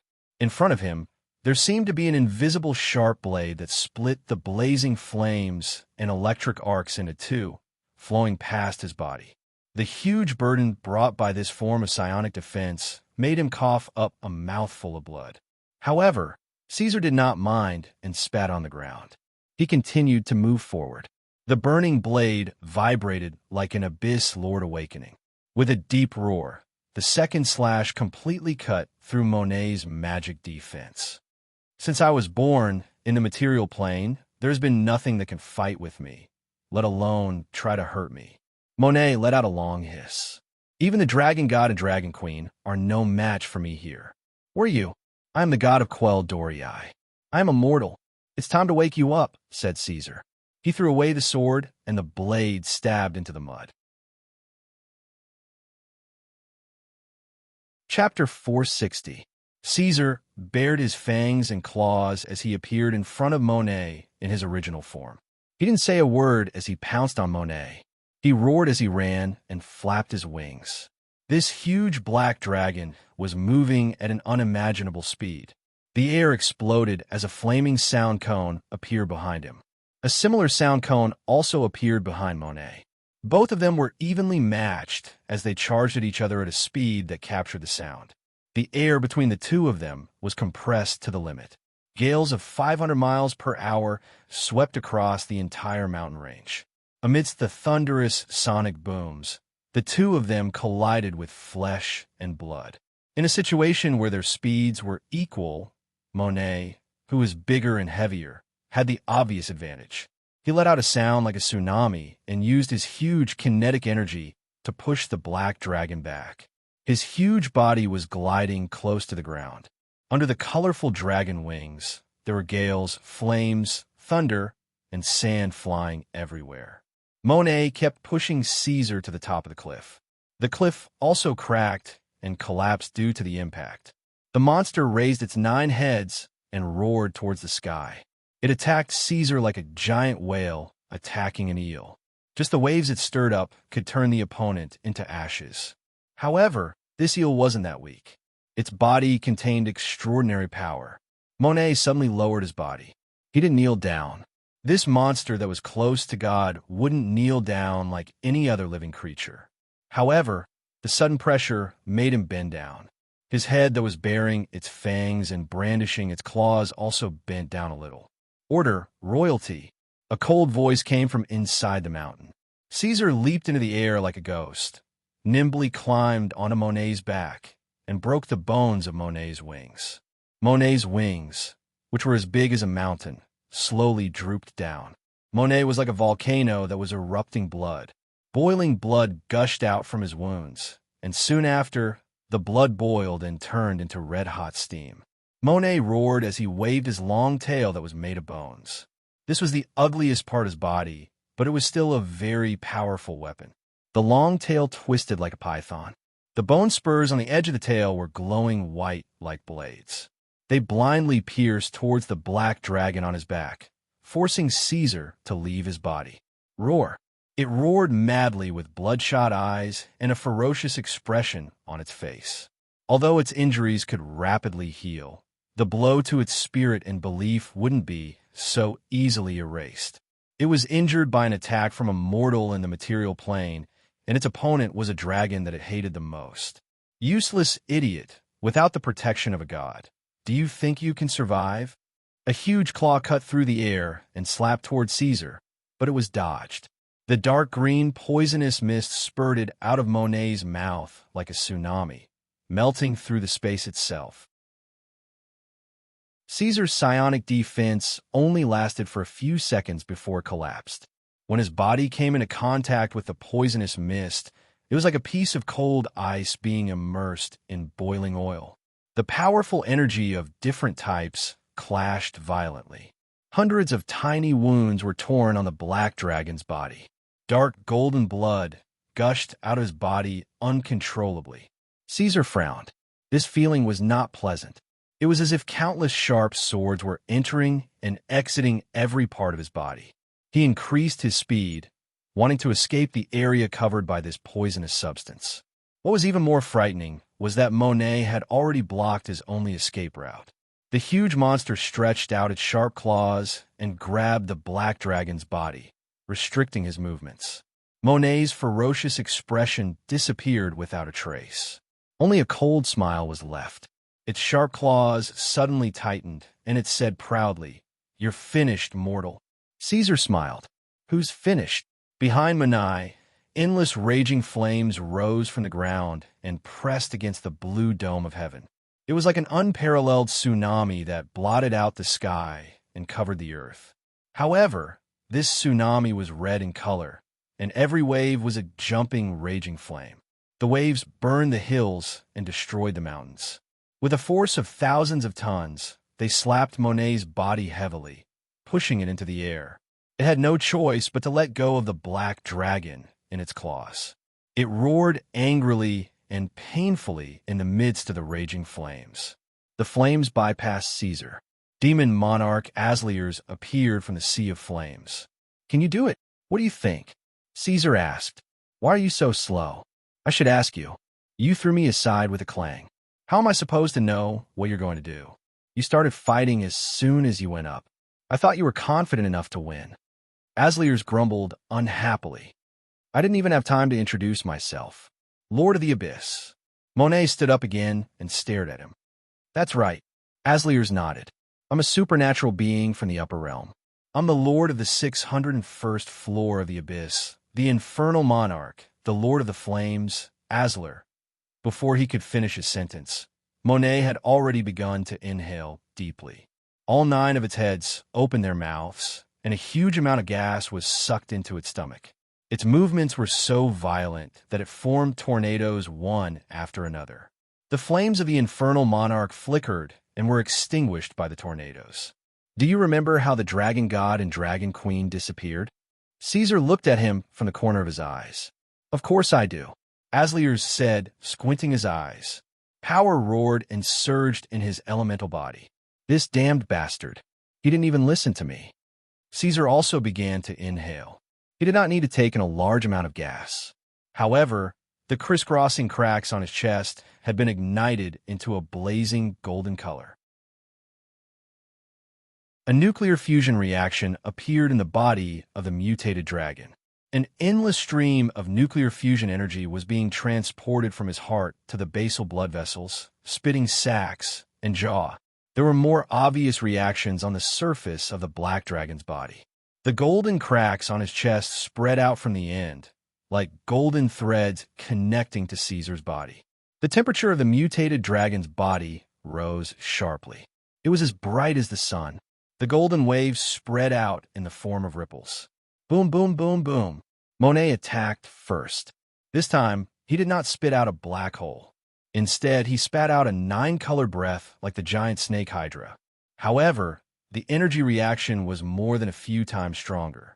It had the same destructive color as the legendary Bahamut's breath. The strong wind and the flying sand were just the prelude. The 9-color breath entangled with each other after leaving Monet's mouth and finally became a state of chaos.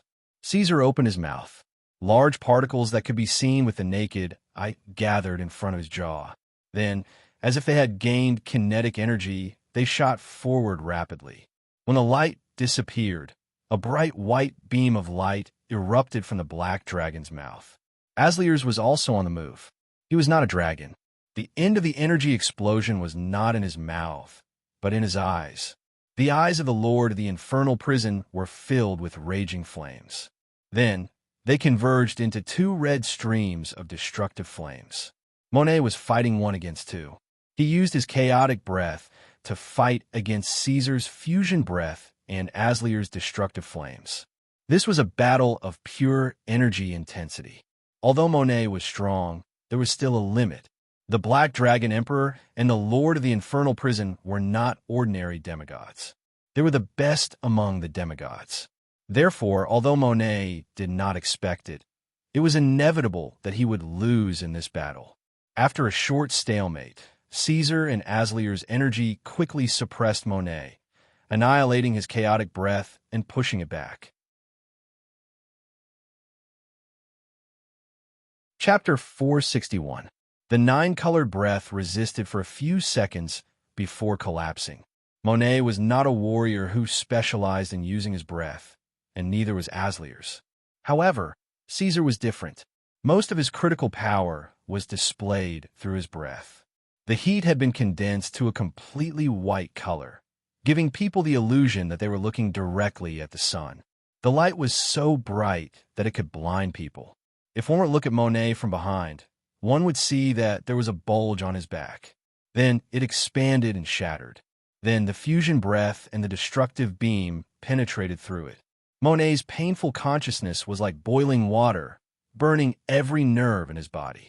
The breath melted through his scales, burned his bones and blood, leaving a bloody hole. Meanwhile, Aslier's burning effect was still doing its job. The area of the hole was far larger than the actual range of the dragon's breath. How big was the hole? Half of Monet's 1,000-meter body was covered by the hole. There was a collapsed fortress in the north of Eschen beside it. If one were to grab it, one would be able to stuff it into the monster's chest.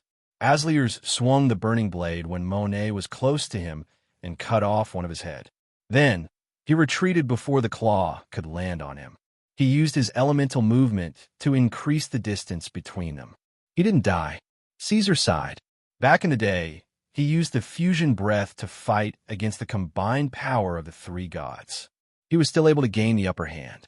Now, with the help of the Lord of the Abyss, he could imagine how powerful the fusion breath was. However, Monet still survived because he had the god fire in his body. The Black Dragon could imagine that the god fire in Monet's body was crazily extracting all the free energy, converting it into power and life force. It was endless and never stopping to replenish his body. In fact, this was the biggest difference between a demigod and a god. Without any restrictions, a god would not be tired. Instead, they had a vitality that was far beyond that of ordinary beings. Monet opened his terrifying mouth and let out a soundless roar. Although there was no sound, his killing intent was clearly transmitted. He moved quickly on the ground and rushed towards the Lord of the Infernal Prison. This time, he did not make any physical contact with Monet. He opened his mouth and used Ice Storm. It understood the law of energy restraint and was proficient in the use of energy of all attributes. The cone-shaped cold wave mixed with black snowflakes and sharp icicles closed in on his body. Aslier's did not dare to be careless and turned to run. This demon's body was made of fire elements. If he was hit in an unprotected state, just this ice storm alone would take away half of his life. The Black Dragon stood in front of Aslier's. The current Caesar was even hotter than the Lord of the Infernal Prison. He was shining like the sun. He spread his huge wings to block the cold wave. Then he blasted out a sonic cone from his tail and pounced towards Monet. The giant monster immediately retreated. Caesar's battering ram tail tore through the icy fog and smashed down. The protective spell on Monet's body was triggered once again, and a multicolored energy shield appeared on his huge body. The siege hammer hit the city wall, and with just one hit, the protective spell that could block the breath of the evil dragon mother was shattered into scattered energy flow. Caesar's strength was so strong that if he hit the ground, it would cause an earthquake. In the gap between attack and defense, Aslier seized the opportunity and followed up. His claws instantly turned into sharp thorns. The moment he touched Monet, he activated extraordinary flame explosion. The violent flame used the lord of the infernal prison as the source of the explosion. It rushed out from his body and radiated in all directions. In this kind of battle, no one dared to hold back. Every attack was made with all of their strength. Therefore, when Asliers used extraordinary flame explosion, Caesar was also affected. He was forced to retreat by the shock wave of the explosion. The ends of his scales were about to liquefy. But Monet's situation was worse. The tongue of flame licked Monet's body. The monster's sharp teeth, claws, and scales melted into a murky red pus. Monet's angry roar echoed in the whole area. "You greedy, ignorant, and cowardly bastards! Don't you even have the courage to face me? The reptiles hiding in the corner only know how to huddle together for warmth.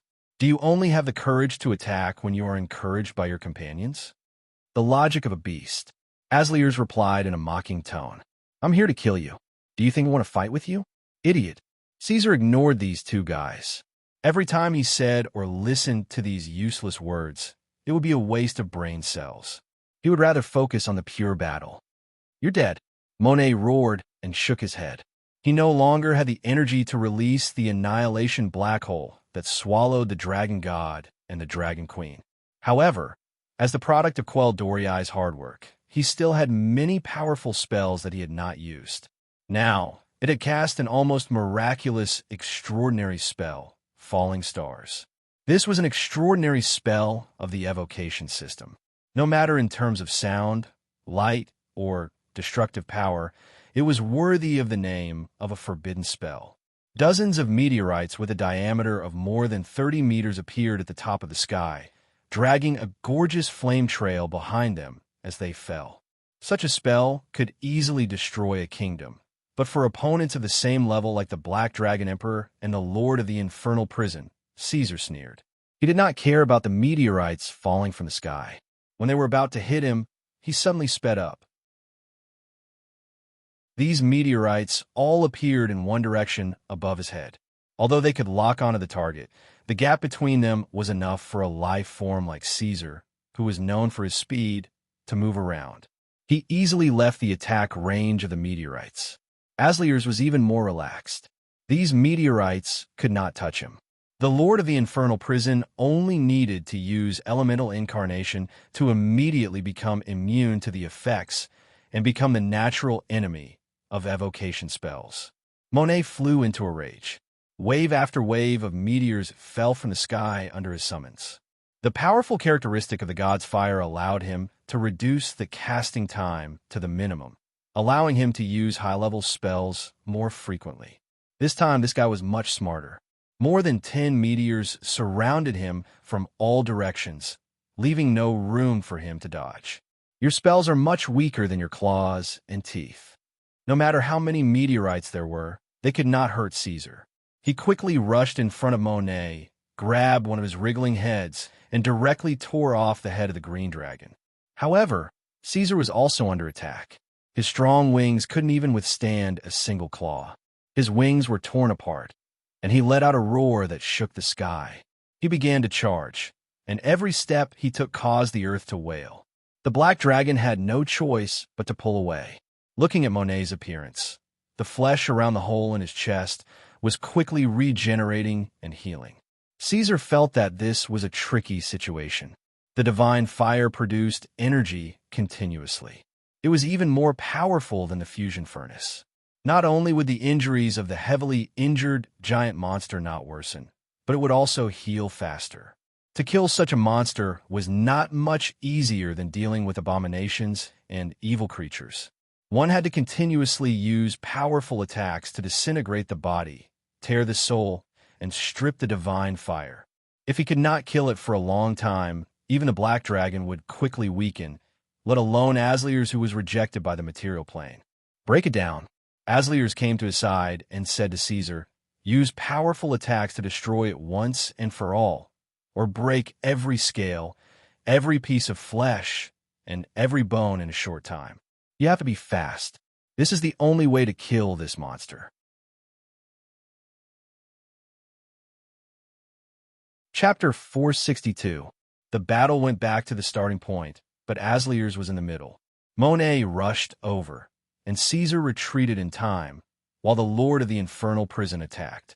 When Monet rushed towards Asliers, it became the Black Dragon waiting for an opportunity to strike. Monet's 9-color dragon head was like a peacock spreading its tail in front of everyone's eyes. The faint ripples of divine power were like a tide, rising when its power exploded.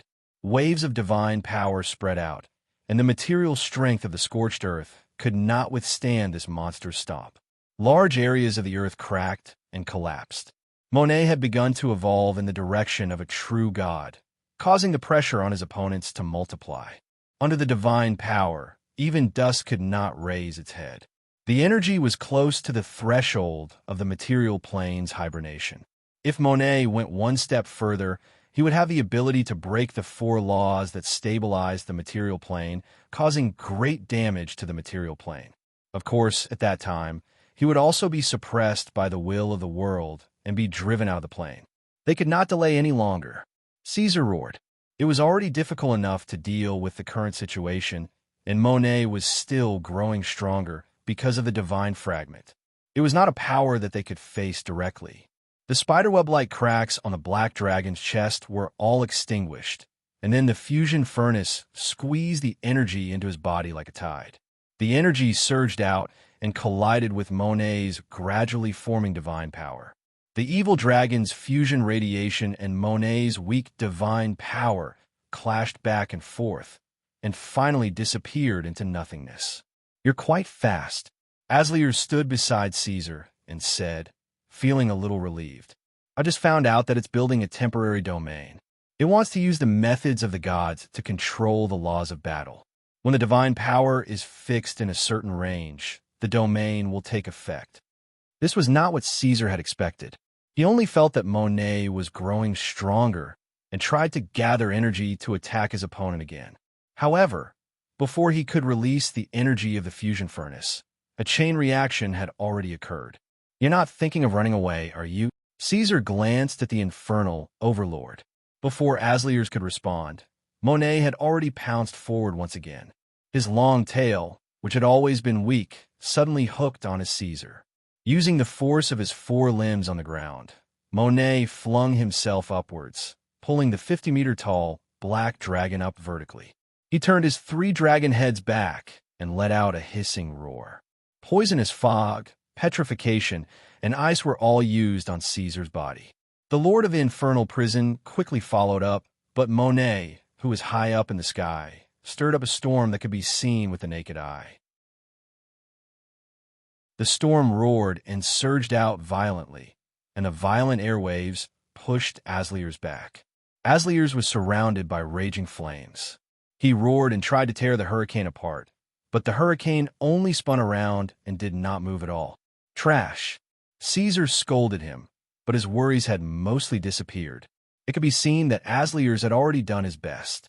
This was because the nature of his energy was suppressed by Monet, so the effect was very small. The Black Dragon arched its back. Its 50-meter-tall body was extremely flexible.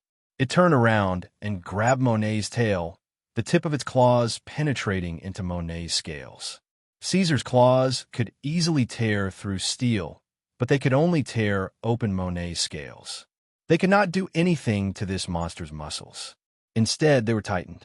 Although Caesar was not panicking, the situation was actually quite critical. The half of his body that was receiving Monet's breath had already been petrified and frozen.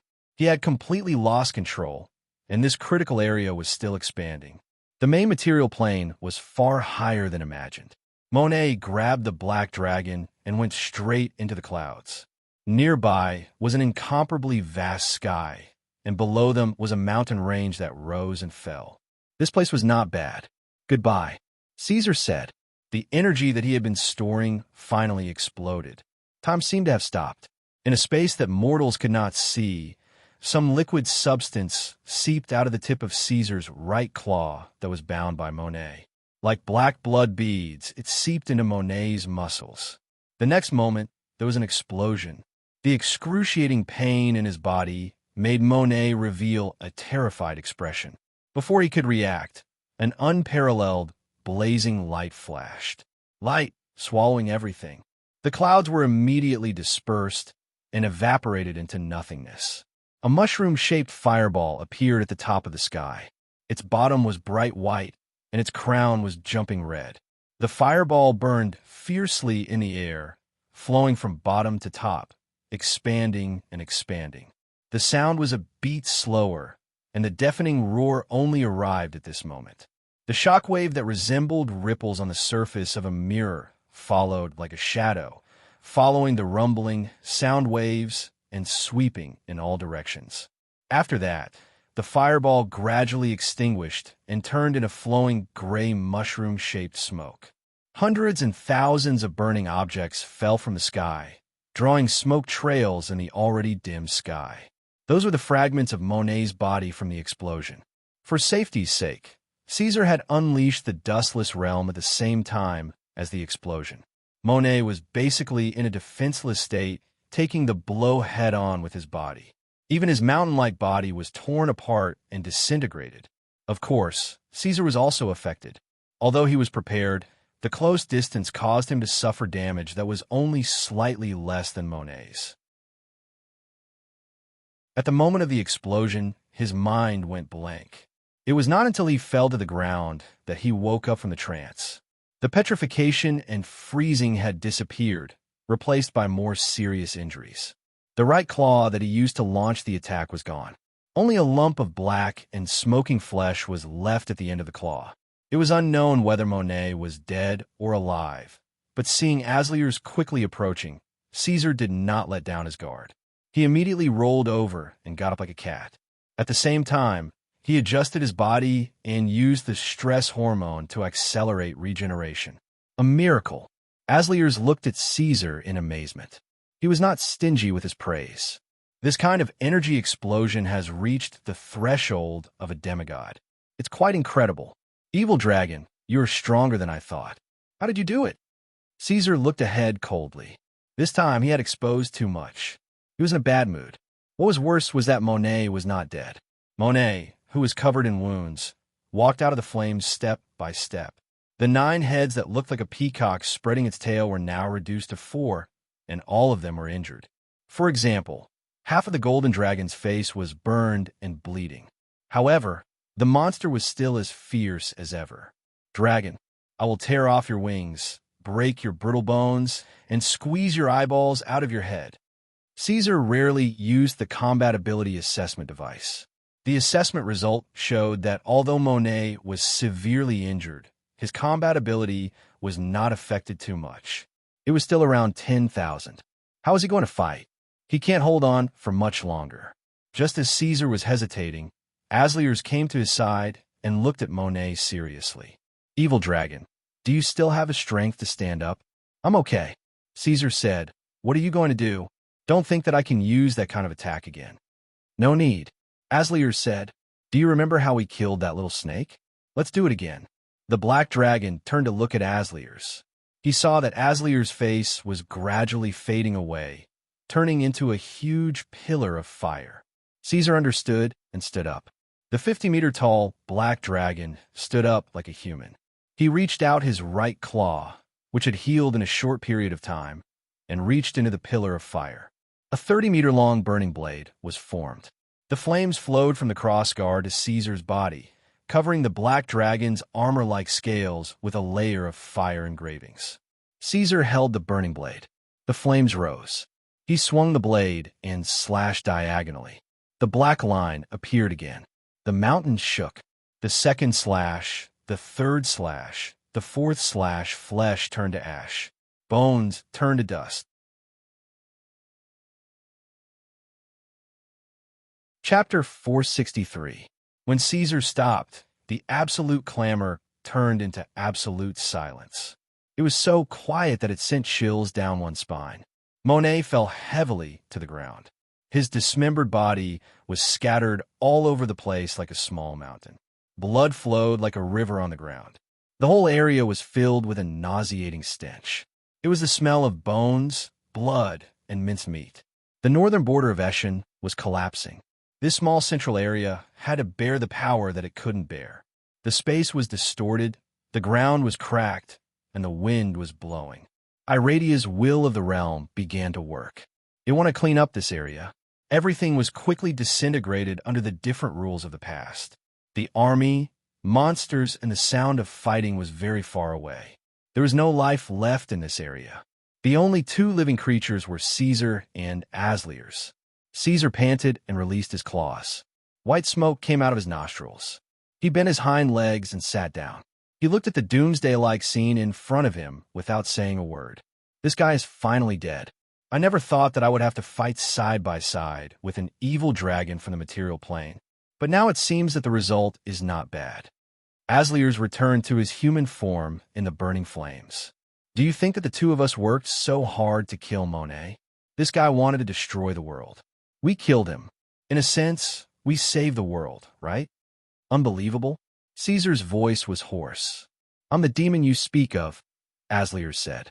As soon as he finished speaking, Monet's body, which was full of death aura, suddenly flowed with a hazy, golden light. It was as if a gold-like material had seeped into his body. In his head, the golden light spots became brighter and brighter. Finally, they gathered together and merged into a shining mass that slowly rose up. Divine fire. Evil dragon, I risked being attacked by the gods to fight this monster with you. You have to remember what you promised me. Asliers looked at the divine fire and said softly, half of the divine fire. Is it enough to fill your stomach? Caesar said. Asliers didn't reply. He turned around and stared at the black dragon. Caesar's body was recovering quickly. The incredible healing process was going on. His blood was flowing faster, his heart rate was increasing, and the broken scales and torn muscles were growing again. Even the broken bones that were inserted into his organs were being pulled out by his strong muscles and moved back to their correct positions. The broken bones were connected like steel. The Infernal Helm Monarch was silent for a while. He thought for a while and said, "All right." After they separated, Caesar went back to the Blackwing Palace to visit Luna. He immediately rushed to the underground of the Greenfield Dragon's nest and the Radiation Dragon's secret incubation base. The lush forest had been covered with a thin layer of gauze. Nature's self-recovery ability was working hard to erase the traces left by humans, making this area even more undetectable. The Black Dragon's actual situation was worse. His strength and energy had reached the lowest point in history. Even he couldn't completely recover from many injuries in a short period of time. However, in front of the Devil King, Caesar couldn't show any signs of weakness. He had to force himself to look like he still had energy left. Asliers must have guessed this, but it seemed that the Devil King had considered the risks and didn't make any further attempts. The most effective way to recover for a true dragon was to fall asleep. It was the same for Caesar, who was a mutated dragon. His psionic energy had been exhausted, and his brain was in a state of extreme fatigue. Almost as soon as he reached the underground of the dragon's nest to relax his nerves, this guy had already fallen asleep with his butt raised and his neck flat. A long time ago, Caesar could enter the dark space at will. However, for some reason, he hadn't received a new achievement trophy for a long time after the last time. However, the Black Dragon was already mentally prepared at the beginning. After going through the initial process of anxiety, doubt, and disappointment, he gradually put down matters related to the Black Dream and focused on studying psionic energy to run the Empire. He no longer put his attention on the goal of fighting for the Black Dream's achievement reward. He didn't know if it was because he had swallowed half of the divine fire, but the Black Dream that had been silent for a long time finally showed signs of improvement. After Caesar fell asleep, it took the initiative to pull his consciousness into the space. This place was still in endless darkness, but there were other movements. War drums, the clashing of swords, cheers, and angry roars constantly came from all directions, leaving Caesar confused. Further away, he could vaguely see the traces of a giant display cabinet and a panoramic thumbnail of the Blackwing Empire. When Caesar came to the end, he first glanced at the panoramic thumbnail, and his pupils couldn't help but shrink. He could see this thumbnail that looked like a sand table every time he entered the dark space. However, This time was different. Other than a scaled statue of him standing on the towering palace, there were also many models of creatures in the sand table.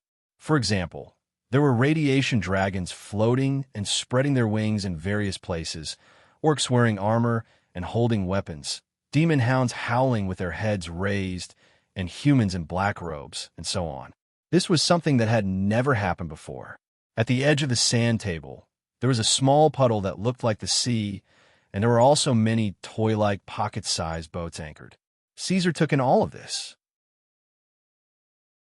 After that, the divine fire that had not been swallowed and digested by the furnace automatically floated out and seeped into his scaled statue, covering it with a layer of pale golden luster.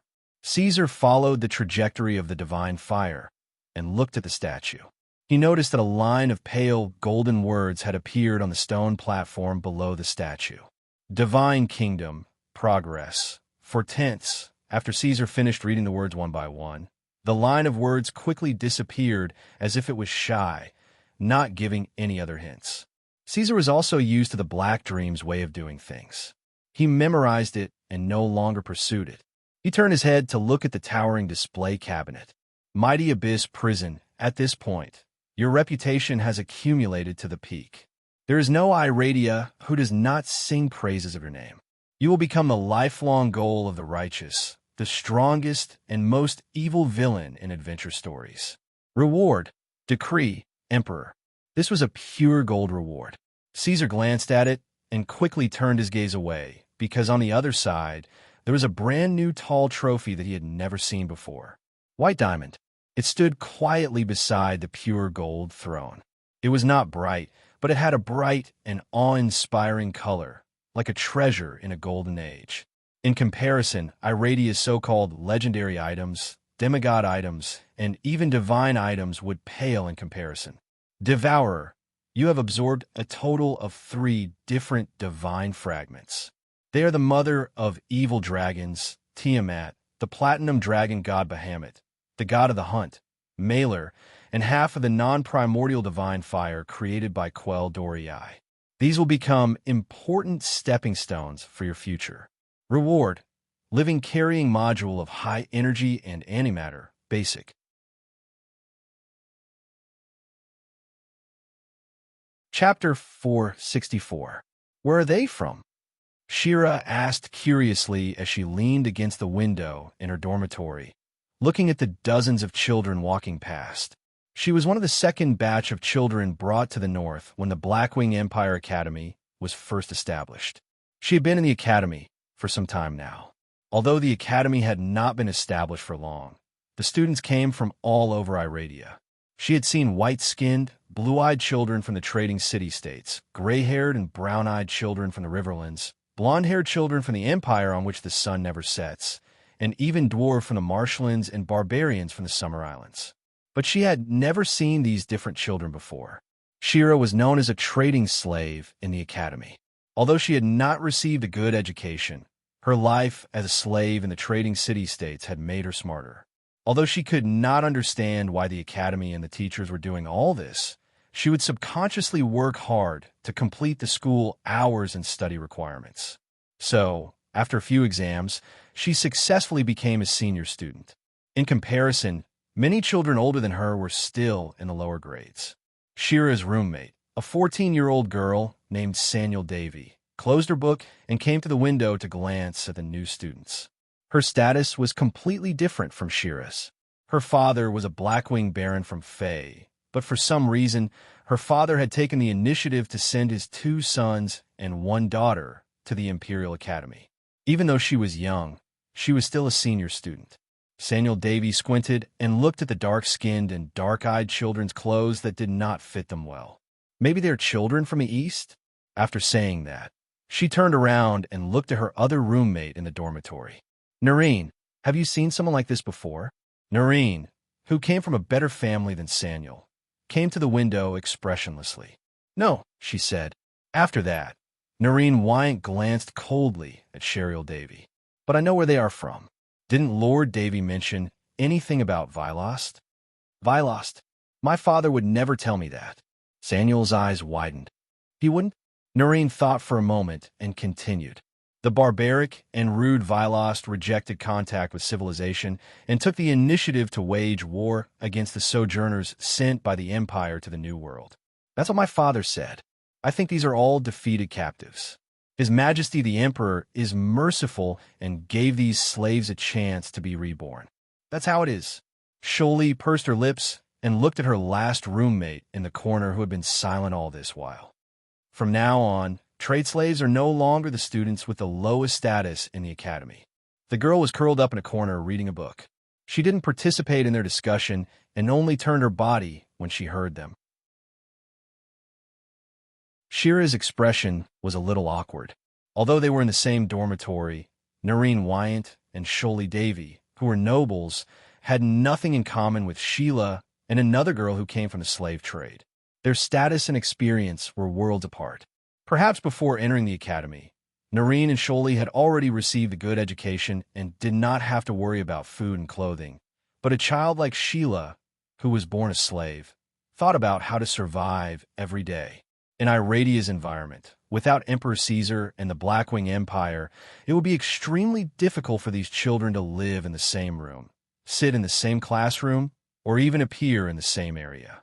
Try not to say these things. After hearing this, Noreen reminded her expressionlessly. Everyone doesn't like to hear this. You know, Sholi. She wasn't referring to the students, but the teachers and other nobles. I'm so sorry. Sholi quickly apologized to Shira and the other girl. Sholi was born a noble, but her father's title wasn't inherited. It was obtained by pledging loyalty to the new empire. Her family had also lived in a harsh environment, so she could talk to children of other classes. Although she didn't think through her words, she would sincerely apologize after she did something wrong. In comparison, Shira preferred Sholi. Noreen always had the aura of those unapproachable people she had seen before. I wonder what will happen to the Velostian natives after they arrive at the academy. Sholi sighed and changed the topic.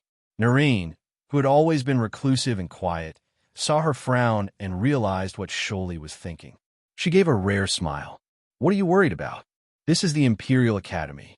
No one can mess around here. God knows how different the natives of Velostian are from us. Sholi looked panicked. I don't want to be in the same place as them. I heard that the natives of Velostian are the most barbaric and difficult to communicate with. They actually eat people alive like wild beasts. Even the Blackwing clan doesn't. Sholi, Noreen said heavily. The Blackwing clan is the protector of the Empire. Even my father has to address them as milords. You said enough today. Don't say any more. The reason Sholi knew about these rumors was that Emperor Caesar's plans to conquer the seas had met with obstacles. The voyage fleet was fighting against the natives near the coast of Velostian. The Empire was trying to draw support from the populace to alleviate the economic pressure, so it was spreading propaganda. To allow more travelers to enter Velostian, the voyage fleet had to control the estuary at the east of Velostian and build a port near the coast where large ships could dock. The Blackwing Empire also planned to build military bases and supply points on the islands near the coast of Velostian. In Velostian, where magic was powerless, it was no doubt a huge project. However, when the fleet landed on Velostian for the second time, the natives seemed to have realized something. They banded together and took the initiative to attack the Blackwing Empire's voyage fleet. The war for resources broke out, just like that. It had been going on for 2 whole years now. Even the populace could hear about the war in the forsaken land of the gods from time to time. The dark-skinned, dark-eyed foreign children that Sheila and the rest saw were indeed captives brought back from Velostian. The voyage fleet fought against the natives near the coast and conquered more than one tribe. Those who resisted stubbornly were all killed by the Black Shirt Army. The captives who were temporarily submissive were brought back by the voyage fleet in batches to be used as labor. The children were a bonus. Caesar's Imperial Academy didn't only focus on theoretical knowledge. Apart from nurturing professionals, one of the purposes of the academy was to nurture talents for the Empire's forces. Hence, personal potential and growth were also important tests. Black Dragon had his eyes on the Velostian natives' excellent physiques and intended to nurture them from the moment they were children. On the other hand, the The war in Velastian had caused quite a bit of trouble for the Empire. Fighting across the seas was something that required a lot of time, effort, and money. The main problem was that up until now, the War Statistics Department hadn't given the exact number of tribes and natives in Velastian. The Blackwing Empire was forced into a quagmire of war.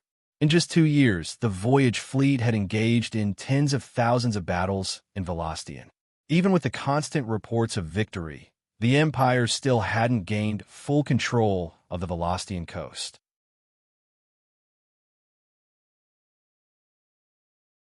Chapter 465. When Caesar woke up, his body swayed slightly, and it was not until the second time that he completely stood up in the underground palace. Black Dragon narrowed his cobweb-like eyes, silently sensing the degree of repair of the bio-boost armor, the state of energy circulation of the furnace core, and the reaction of his adaptive muscles. Unexpectedly, after absorbing Black Dream's reward, not only did he not become stronger, he became much weaker. It was very clear that the reason for his weakness could not be the newly acquired command ability. His psionic power was as abundant as a full pool of water. Caesar thought for a moment, and then said in a low voice, "Living Carrier Module." He remembered this name, the White Diamond Reward in the Dark Space. Its full name was Living Carrier Module of High Energy and Antimatter, Basic, but Caesar did not understand what it was, and Black Dream did not give a specific explanation, as usual. In the pitch-black underground palace, the behemoth's breathing was like a surging storm. Caesar was silent. The Black Dragon's originally fierce and strong body had actually become much thinner, the lines of his body becoming very beautiful. He felt that his body had a strange feeling, and when he tried to use his strength, every muscle fiber would jump, expand, and rub against each other. Like the friction between metal and glass, a teeth-numbing sluggishness arose spontaneously. As this sluggish feeling arose, the body's adaptive system quickly began to take effect. The Black Dragon rarely shivered, and a wave of completely spontaneous tremors rose from his limbs, back, tail, and wings, extending along the path formed by his muscles, nerves, connective tissues, and those energy veins spreading out in all directions, along the way like thunder, electrocuting every inch of his body. The external manifestation was that the Black Dragon scales were all open and erect, like a hedgehog with its hair standing on end, or a peacock spreading its tail. This feeling did not last for too long. After a few times, the sluggishness of his body finally disappeared. Although it did not completely disappear, at least it did not affect his movements in combat. The Black Dragon shook his head and crawled out of the underground palace. The afternoon sun was just right, and the pillar-like beams of light passed through the dense shadows of the trees, falling off the behemoth's dark scales, leaving mottled spots of light. The bio-boost armor was still strong and fierce, but at the end where ordinary people could not see, a few cracks were spreading, difficult to heal, and irreparable. Caesar noticed this, looked, and once again felt the state of his body. He realized that this was not a scar caused by external forces, but an external manifestation that the bio-boost armor could no longer match the current body. The Black Dragon had realized this a long time ago.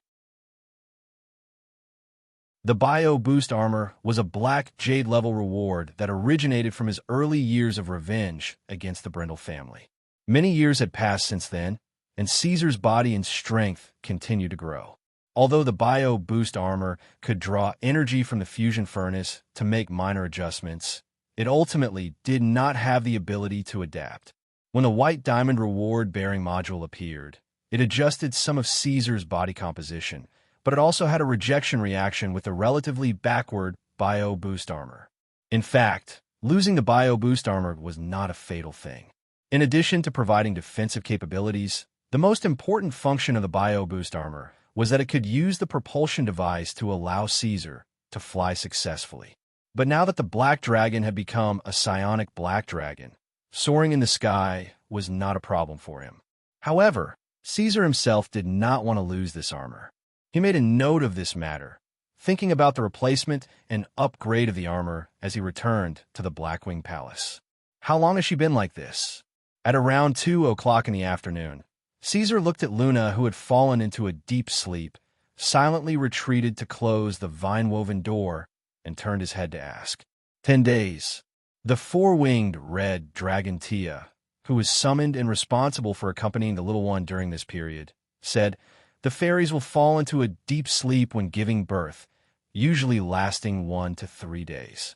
We have asked the fairies of the elven forest, and in the history of the forest fairies, there is indeed no case of a queen sleeping for such a long time during labor, but this should be caused by the newborn. The queen's vital signs are fine, and her parents are also at ease.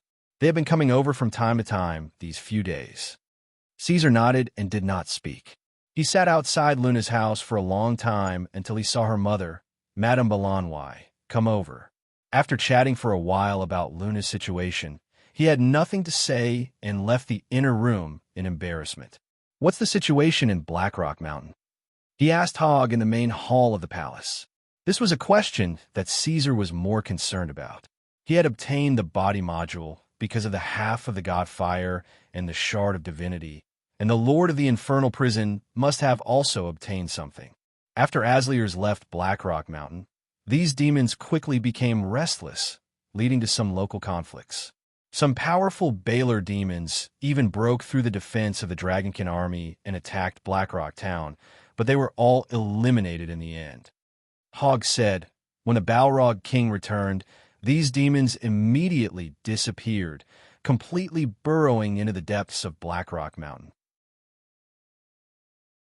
Our scouts were unable to detect the situation inside, but the spellcasters observed several powerful energy reactions in the Theron area, all originating from Blackrock Mountain. Caesar's face darkened. This is not good news. That guy is digesting the god fire. It was difficult to know the details of the chaos demons. Even the Black Dragon Monarch did not know whether he and Asliers were friends or enemies. Two lions might hunt a tiger together, but when the tiger died, the lions would tear each other apart to fight for territory. Hogg nodded solemnly. The other leaders guessed the same, but Leader Nero took the risk to investigate.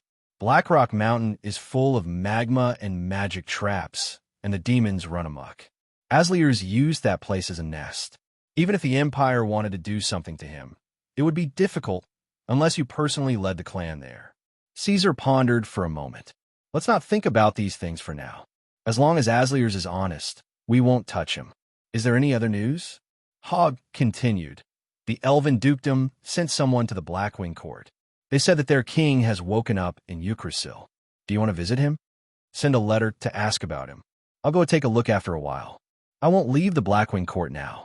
I'll think about everything after Luna wakes up, Caesar said subconsciously. He paused and suddenly glanced at Hogg. Huh, you never cared about these things before. Why are you suddenly talking about this? The Black Dragon looked at him strangely. The cruel and cold-blooded Knoll seemed to have been enlightened. Well, it's to maintain the relationship between the Empire and the Elven Dukedom, Hogg explained. Caesar changed his posture and secretly wondered if Hogg had found the female Knoll. Then he laughed maliciously and casually said, "The development plan of Vilost should have reached the first stage, right? How are the Empire's current situations?" On the contrary, our development plan of Vilost has not yet begun. Speaking of this, the Knoll seemed to lower his head in shame.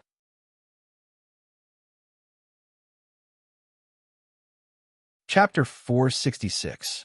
The night was getting darker. Looking down from the Blackwing Palace, the city was like a giant lying on its back, sleeping under the cover of the night. Faint lights could be seen in the distant streets. The night breeze was warm. Pedestrians could still be seen in this central city of the north at night. A giant beast covered in scales was looking down from the palace. Its eyes, which were as bright as candles, blinked occasionally. "I remember when I left the Empire, I asked you to focus on Villister," Caesar said casually. "We encountered resistance. The resistance of the natives of Villister was stronger than we expected. The First Fleet reported that they were attacked by the natives the moment they landed." Hogg said, "I think the first exploration of Villister made the natives wary. They seem to have realized something.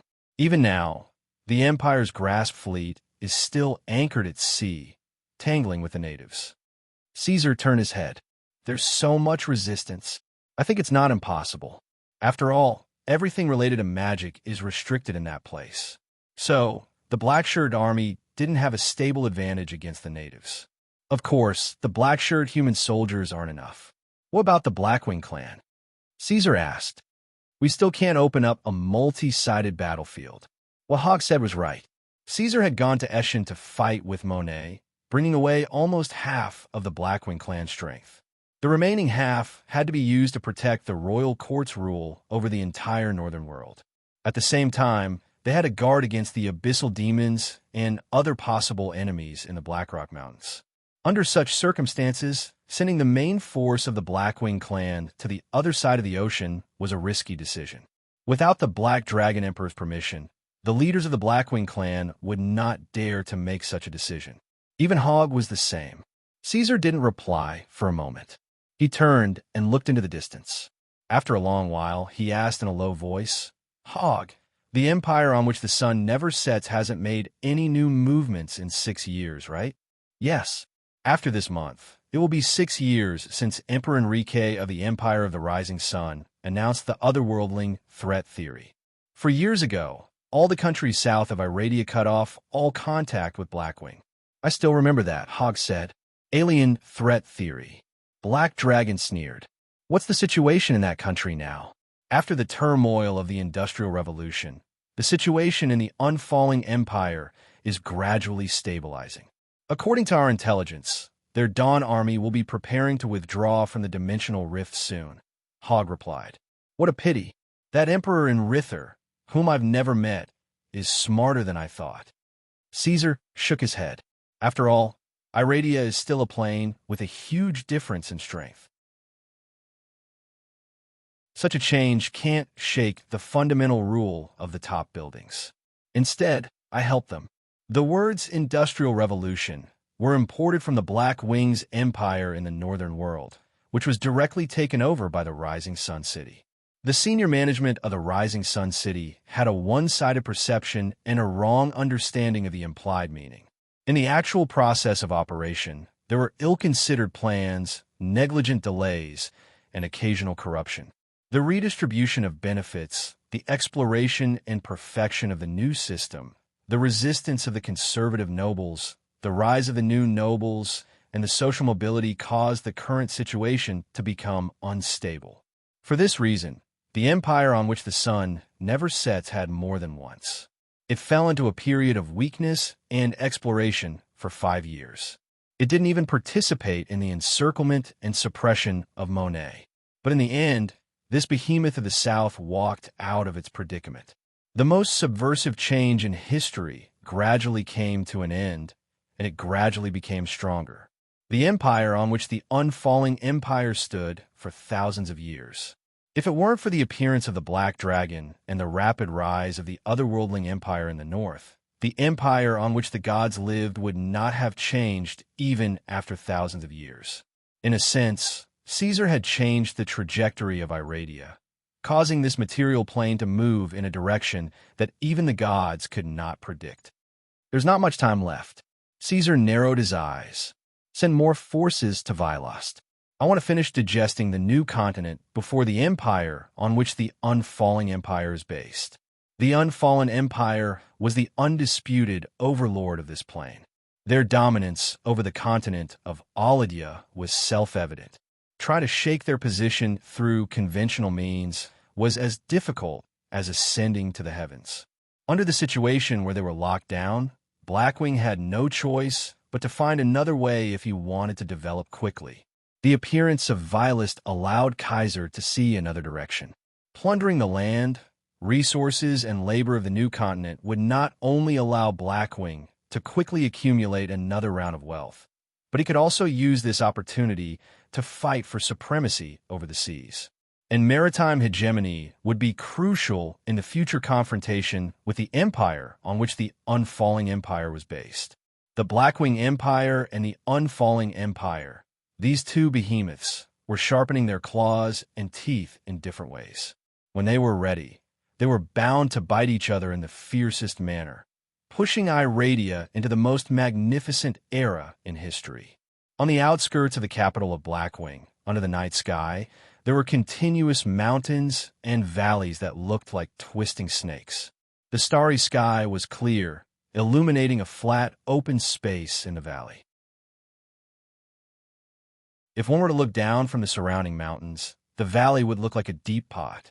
The fire was burning brightly, and small shadows shuttled back and forth under the moonlight, waving the short hammers in their hands and chiseling at the steel, sending sparks flying. The valley was filled with all sorts of forging furnaces and anvils, filling the valley with iron and fire. The dwarves' forging methods were completely different from Iradia's. Their unique skills allowed them to forge weapons and armor in the open, and compared to staying in cramped indoors, the dwarves were more interested in displaying their skills in the open. Dwarves, please forgive my intrusion. The dwarves of the ambitious clan stopped what they were doing. Ever since they had settled down in this place, very few people had come to disturb them. Other than the need to bow down to the Northern Emperor, the Blackwing Empire's control over the dwarves was not as strict as imagined. The dwarves maintained a high degree of autonomy, and Prince Athos was still their de facto leader. The dwarves all turned sideways. The newcomer was wearing a loose black robe with half a dragon wing embroidered on his shoulder. They had seen similar decorations before. Many of the humans who were not soldiers but worked for the Empire mostly dressed like this.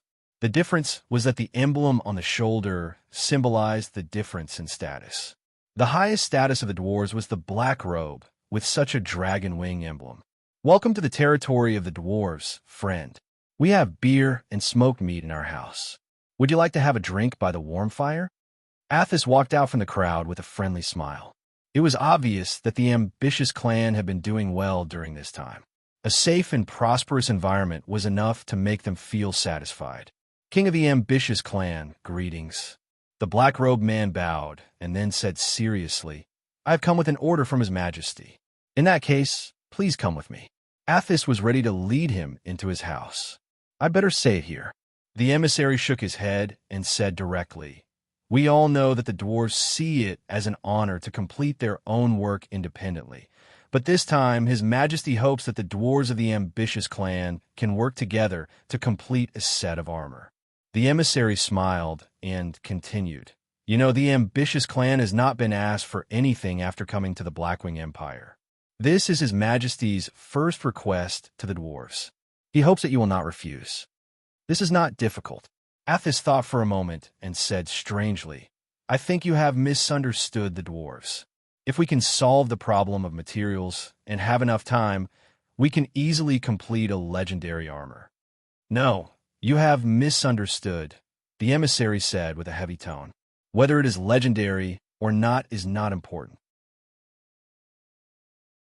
The point is that this armor is prepared for His Majesty himself."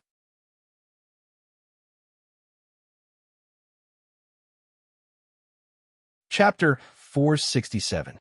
In the royal court of the Blackwing Empire, Caesar had shrunk his body and was flipping through the latest issue of recent news from the north. In the past, when a country needed to announce news, it would usually be written on a notice board in the center of a city. Some private organizations would spread the news by word of mouth through taverns, adventurer guilds, and other forms. However, when the movable type printing technology of the North was put into practice, the Blackwing Empire had begun to gradually adopt these ancient and backward methods of spreading news. Newspapers, this new thing that had never appeared before, were immediately loved and sought after by the people.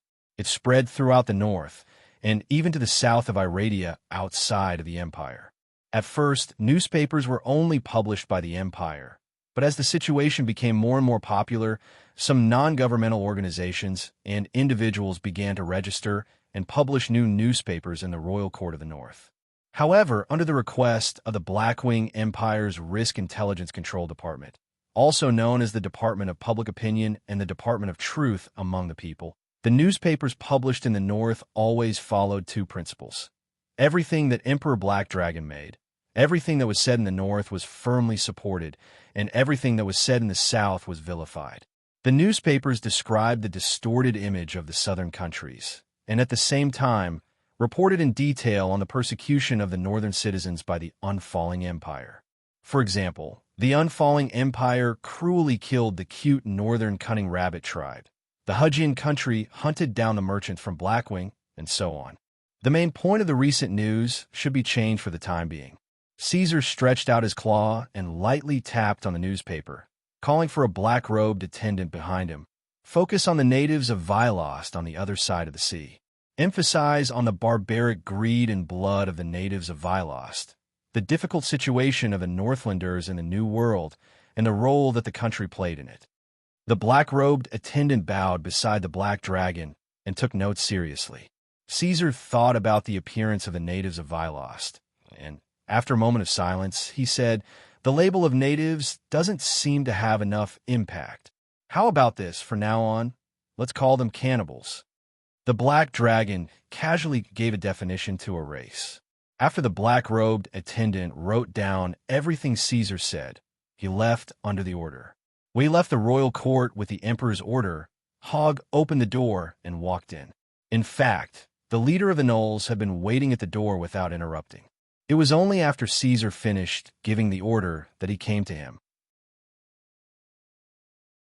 "Your Majesty, you intend to vilify the natives of Wylist and change their name to cannibals?"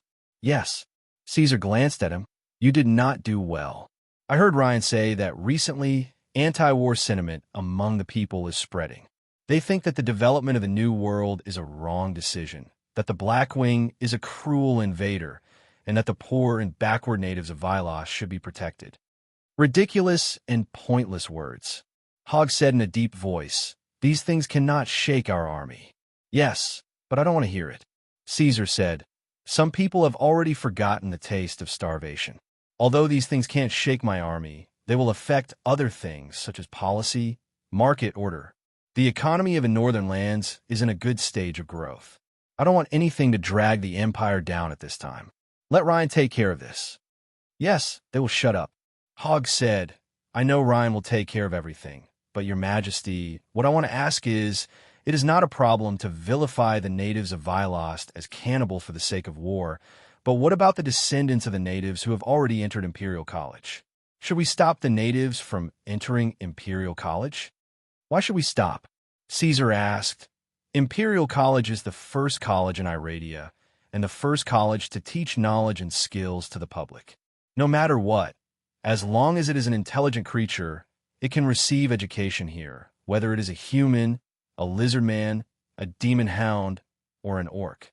"Hogg, do you know what this means?" "Taking in the cannibals of Vilost is a good opportunity for you to spread the news.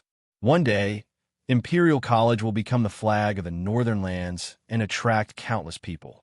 Our current goal is to take the center of Iradia from the south to the north. Then, what about the natives of Vilost who have already entered Imperial College? What? Can't they survive?" Black Dragon glanced at the gnoll. "The Empire needs talent, not trash. Also, the Empire doesn't care if they rebel or disobey. I thought that with you here, I wouldn't have to care about these things. It's my mistake." Hogg realized the crux of the problem and quickly shut up. "All right," Caesar said. "You didn't come all the way here just to hear these small things at the door. The emissary we sent to the ambitious tribe has returned with information about the dwarves and their response to your matter." Hogg said with a straight face. "Prince Artus claims that they have the ability to forge a suit of armor for you. This is a skill that the dwarves have had since ancient times when they fought alongside the Titans, the Burning Stars technique. But whether or not this matter will succeed is not up to the dwarves to decide. The biggest problem is the forging materials. Also, they need up to a year to prepare, because before that, the dwarves need to hollow out a mountain and use it as a furnace. The Empire will take care of the materials. Let them prepare first and send the Ankhegs to help them." Caesar said, "All right, let's stop here for now. Let's see how the Second Fleet is doing. I hope they don't disappoint me." "It's an honor to travel with you," Hogg said with a bow. On the 57th day of the year 1679, Iradia, on the western coast of the Northern Empire, black flags fluttered in the wind. 200 warships floated silently in the water. They surrounded the center of the group. The heavy armored warship was like a small black mountain. Black flags with broken flames fluttered in the wind. The black dragon that had descended to the world was propped up on the collapsed city wall, overlooking the surroundings. The flag of the Blackwing Empire, the main fleet of warships called Breath of the Sacred Dragon, was ready to depart. Apart from 100 ironclad warships, this fleet also included 50 logistics transport ships, scout ships, and corvettes. There were also new landing ships developed by the Empire's shipyards. These landing ships were only slightly smaller than the main warships and would bring the Empire's armored corps to Vylos to support the Empire's Grasp battle group that had been dragged into the quagmire. When their flag landed on the new continent, the flames of this war would be completely ignited, and they would be the spark.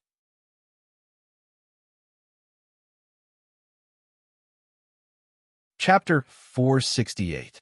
Many simple houses had already been built in a natural shelter near the coast of Vylos. The air was filled with the salty smell of the sea breeze and the smell of smoke from the bonfire. The tribe was very quiet. Most of the men had gone out, and the dark-skinned women were holding small hooked knives. They sat in groups of 3 to 5, patiently sharpening the knives on the grindstones until they shone brightly. The women of Vylos were as fierce as the men. They carried knives with them. When conflicts broke out with other tribes, they would also cut the enemy's throat if they had the chance. The man stared silently at the women sharpening the knives and the cold light on the blades. He coughed softly a few times. The man was the leader of this remote tribe. As he had been to the City of Gold before, his knowledge was much greater than that of the ignorant tribesmen. The City of Gold was the greatest city in history. It was the center of the world, the crown of Vylos. The soldiers there wore bronze scale armor, long snout helmets made of molten copper teeth, and long red capes. They rode camels and sat high above on saddles inlaid with gems. It was said that each of them had received the blessing of the god king, a Tuso. 10 soldiers could defeat a tribe. The low growl of a wolf was like thunder. Everyone turned to look in unison. Then they bowed their heads and groveled. They whispered, "Prophet." On the huge white wolf was a man in a black cape. The hood covered his face. He sat on the white wolf and did not turn his neck to look at the crowd. The man walked forward slowly and bowed in front of the white wolf's fangs. He paused and walked forward again until he reached the wolf's head. He said respectfully, "Prophet." Only then did the man in the cloak react. His eyes scanned Pai Pu's face through the hood, and he said with a hoarse voice, "You are very powerful. Among the dozens of tribes that fought in the Black Sea, you are the only ones that captured a living captive." "Yes," the man said, "but we don't understand the language of the Sea tribe. We can't communicate with him or interrogate him. That's why I'm here." The prophet took off his black cape, revealing a shiny bald head and a dark body covered in paint. He jumped off the wolf's back lightly. "Where is he?" "He is waiting for redemption," Pep said, turning back and calling, "Come on." A rustling sound came from inside the tent. Not long after, the companion of the captive came out with a person tied up in vines. He threw the captive in front of Wolf Head, looked at the captive with disdain, and bowed to greet the prophet. Then he left. The captive's mouth was stuck by the vines. When he saw the huge white wolf in front of him, he let out a series of, "Release him," the prophet said. The escort used his dagger to separate the vines from the captive's body. The captive immediately jumped up and tried to escape, but his physique was far inferior to the natives. He was caught and kicked in the knee before he was dragged back by the escort with his dagger. $**%. The captive roared for a while with a ferocious expression. The escort then looked at the prophet, indicating that this was the situation. Although he could guess from the captive's expression that what he said was not good, the language barrier made it difficult for them to communicate with the Sea tribe. The prophet nodded, took Pep's dagger, cut a small hole in his finger, dipped it in blood, and drew a round rune on the wet and soft ground at his feet. Then, he forcefully separated the captive's arm and poured his blood on the rune. $%. The captive was still cursing, but halfway through, his words changed. "Stupid and ignorant natives of Villister, you don't know what you are facing. When the real power of the Empire arrives here, You will all be turned into bloody mud under the rolling iron hooves. Empire, what is it? The prophet asked expressionlessly. You can understand what I'm saying? The captive asked in horror. Then he suddenly realized that he could understand what the prophet was saying. He subconsciously looked at the strange rune on the ground. The blood was gradually sinking into the ground and disappearing. This was magic. His eyes widened. This must be magic. The Empire's intelligence was wrong. Villister could also use magic, and some of these natives already knew how to use magic. Empire, what is it? The strange native in front of him, who was covered in colorful paintings, continued to ask. Empire is our home. I understand. The prophet nodded, equating the Empire and the tribe in his mind, and then asked, Merfolk, we have lived in peace with the sea for thousands of years. This time, why are you here? Merfolk, the captive was silent for a moment and said, There's been a huge change in the sea. We can no longer survive, and we are eager to open up a new home on the land. We came with friendly intentions, but it was you who attacked us first. The land is ours. If you want to live on this land, you should first ask us for permission before you can land, the prophet said. It was our mistake, the captive admitted. This is a misunderstanding. If you agree to let me go, I can persuade our leader to apologize for the previous mistake. I think we should have a good talk. 20 minutes later, both sides suddenly found that they could no longer understand each other's language, which meant that the rune had failed. The prophet motioned for the men to take the captive away and then walked out with the captive. Is what he said true, prophet? The captive asked. Some of it is true, but most of it is false. Do you still remember what he said at the beginning? The prophet shook his head and repeated the captive's words in Villister. Foolish and ignorant Villister natives, you don't know what you are facing. When the true power of the Empire arrives, you will all be turned into a bloody pulp under the rolling iron hooves. The natives he is talking about should be us. Without those flaming iron pipes, their bodies are as laughable as frail old people, the captive said with disdain. With these, they want to occupy the land? The warriors of the City of Gold are not afraid of those things at all. No, the prophet said in a low voice. Disaster is coming. Aduo is also the leader of the tribe. Do you still remember the stories that have been passed down from generation to generation? You mean the god king Atuso? Of course I remember. What about Egon? Atuso was the most powerful enemy in his life. It is said that Atuso fought with Egon for 33 years, but he was still unable to defeat this terrifying monster. In the end, he could only borrow the power of iron and fire to create 8,000 chains, barely locking Egon in place.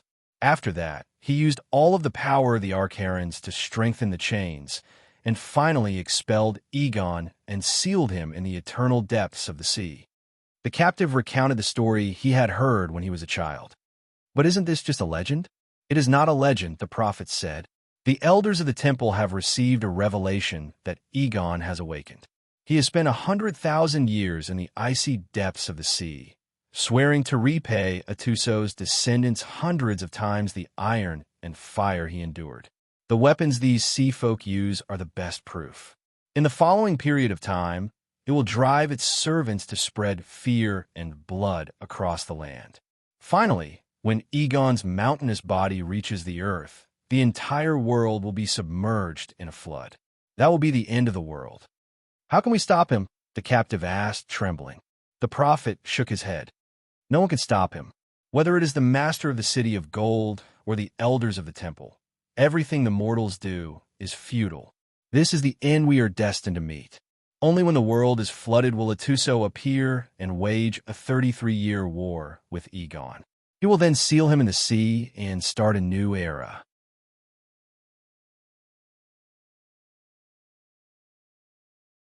Chapter 469. Under the pale white sky, the 200-plus warships of the breath of the sacred dragon formed a huge square formation and moved slowly on the surface of the sea.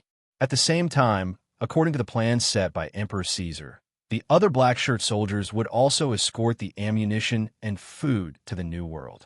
They would follow the route previously opened, passing through the West Sea Islands, the Eye of the Storm, the Calm Belt, and finally arrive at the coastal islands of Ilost.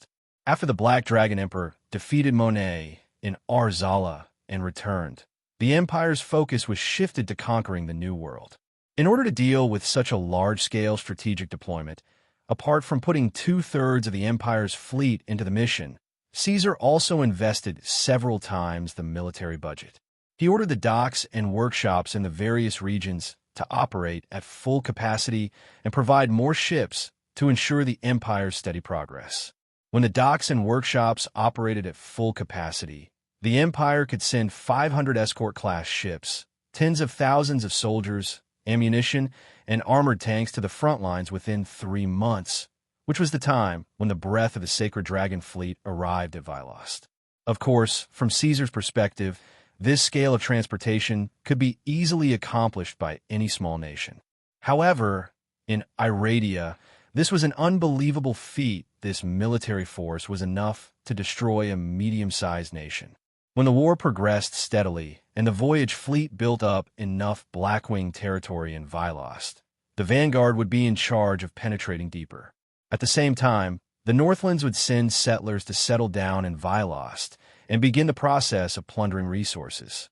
During this period, although the empire was facing the pressure of a long-distance war, there was still much good news. The economic situation was improving and rising. The new main warships were in the experimental stage, and the infrastructure projects were completed. On the international situation, the Foxwolf clan in the east announced the establishment of the Wolfshark Kingdom and agreed to become a vassal of the Blackwing Empire. After the Battle of Arzala, the Blackwing Empire's prestige skyrocketed.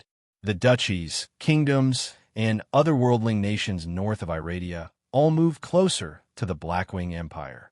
Caesar's plan of dividing the north and the south had been formed. Everything proceeded in an orderly manner for 2 months. On this day, Caesar was wagging his tail and lying on the ground, staring at the sleeping Luna in a daze. Then, he received news that Corvet had come to visit the palace. 9 years ago, Cowart Velen was a master shipbuilder from a trading city-state. He was the founder of the northern shipyard industry. The 3 main battleships and frigates of the Blackwing Empire were all designed by him. He was given a noble title and was currently in charge of the research and future development of the Empire's ships. Of course, Caesar would not avoid meeting a talent like Corvet, who had made great contributions to the Empire.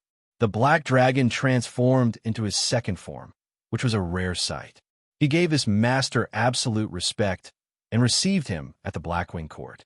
The palace was strangely quiet. Unlike the palaces of the rulers of other countries, there were no groups of maids, servants, or soldiers. There were only a few guards at the gate. After all, this place did not need much security. The words residence of the Black Dragon Emperor were the biggest deterrent to outsiders. Corvet walked in step by step. He raised his head and could only see the Dragon King sitting on the throne. "Your Majesty," he said. "Mr. Corvet." Caesar leaned forward slightly. "I heard from Hogg that there has been new progress in the research and development of the new main battleship that you are in charge of. Now, it has been put into the small-scale experimental stage. Thank you for your years of hard work for the Empire. I think every citizen of the Blackwing Empire should remember your name." Corvet bowed. "It's my duty. The Empire has given me a good life and the opportunity to fulfill my ambitions. Naturally, I should do my best to help the Empire with my meager abilities." Caesar stood up and looked at Corvet's face. It was an old and weathered face. His teeth were yellow and his hair was white. This shipbuilder's life had been full of twists and turns. He had experienced the ups and downs of success and disappointment. After coming to the northern lands, he was finally able to display his talents and find a home in life. "Mr. Corvet," Caesar said, "I don't think you are here to ask for a reward. If you have any difficulties or new ideas in your work, you can tell me directly. The Empire will give you the greatest support." "Praise the Empire," Corvet said. "It's like this. I spent some time studying the Empire's Villister strategy and found that if we want to ensure the steady implementation of the plan, our current maritime forces will have to be expanded by 3 to 4 times. In other words, The shipyards in the various regions will need to operate at full capacity for nearly 2 to 3 years to meet the needs of the Empire's navy. This does not take into account the losses incurred during the voyage and war. Yes, Caesar said calmly. During the strategic deployment period, Hogg has already told me the results of his calculations. The Empire is currently drafting plans for the expansion of the shipyards in the various regions. I have no doubts about the Empire's strength, Corvette said. The expansion of the shipyards is not a problem. The real problem lies in the recruitment of talents. Just like mages, every apprentice needs a long period of study, research, and practice before they can become a true shipbuilder. This process may take 5 to 10 years, or even longer. The Empire's miracle, the assembly line factory, can mass-produce a large number of parts and fragile parts for the ships. However, many of the components and core parts still require a shipbuilder's painstaking efforts to manufacture and debug them. The shortage of talents will become the biggest hindrance to your expansion of the shipyard industry. As far as I know, none of the graduates of the Imperial Academy who have entered the shipyard industry have received the title of shipbuilder. Cowart was right. Caesar's expression turned serious.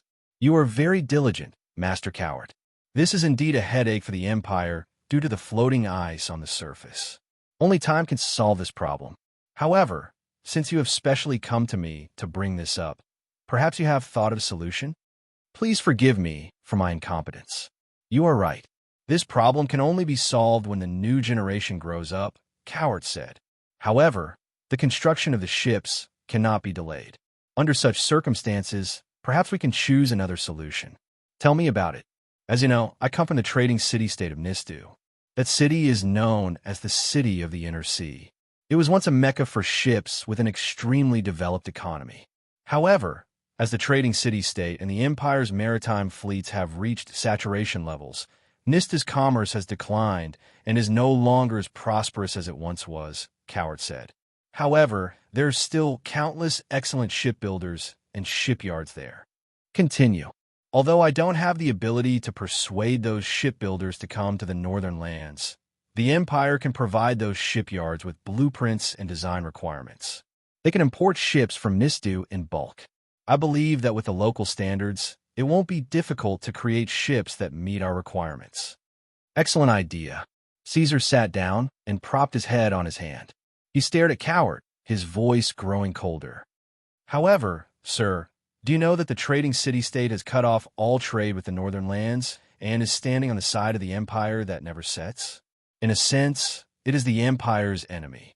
Now, you're telling me that you want to order ships from Nistu in bulk and transport the Empire's wealth to the trading city-state.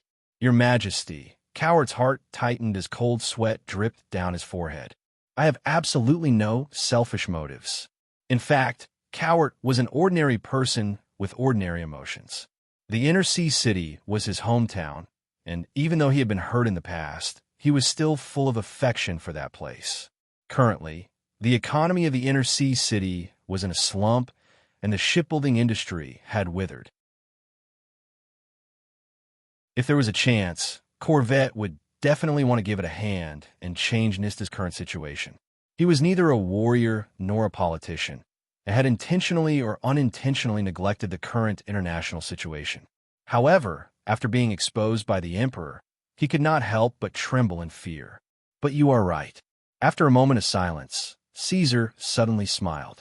The production of ships cannot be delayed. We should use all the power we can.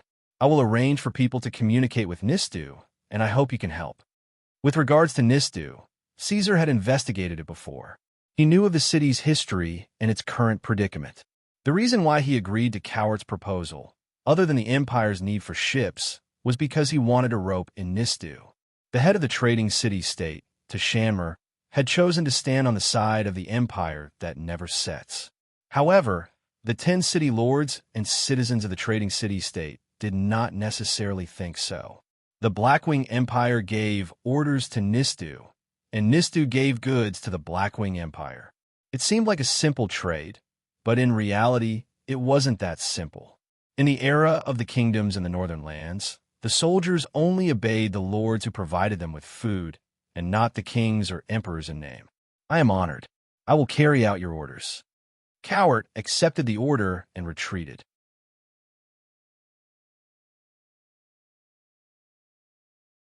Chapter 470.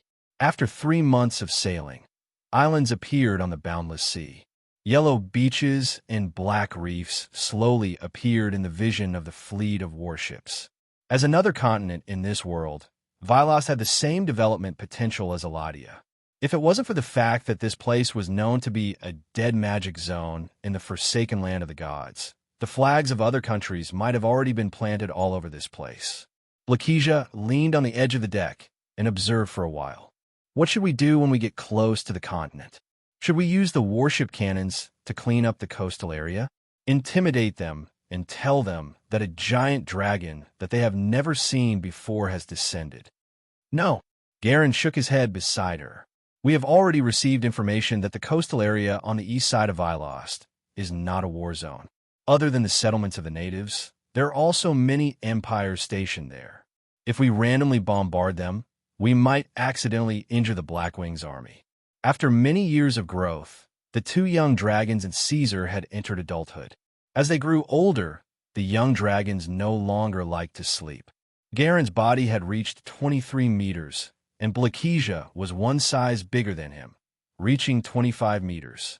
Although there was a huge difference between her and their elder brother, she was still much stronger than the average black dragon. You actually disagree with my decision. Blakesia snorted and pulled Garen's ear.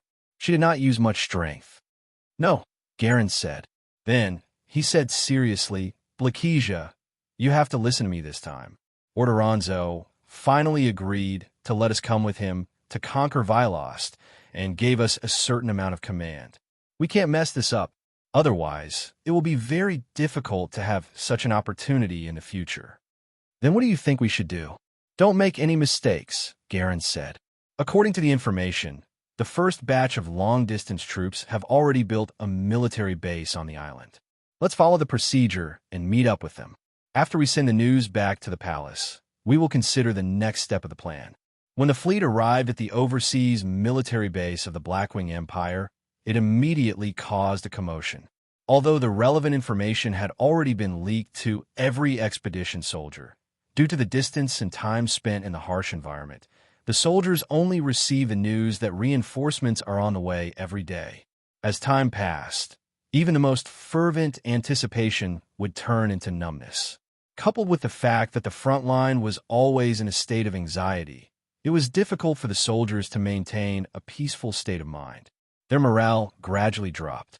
As the main ship Breath of the Holy Dragon entered the port of the island base, the main warship Empire Grasp docked beside it. The soldiers' faces were filled with smiles and cheers.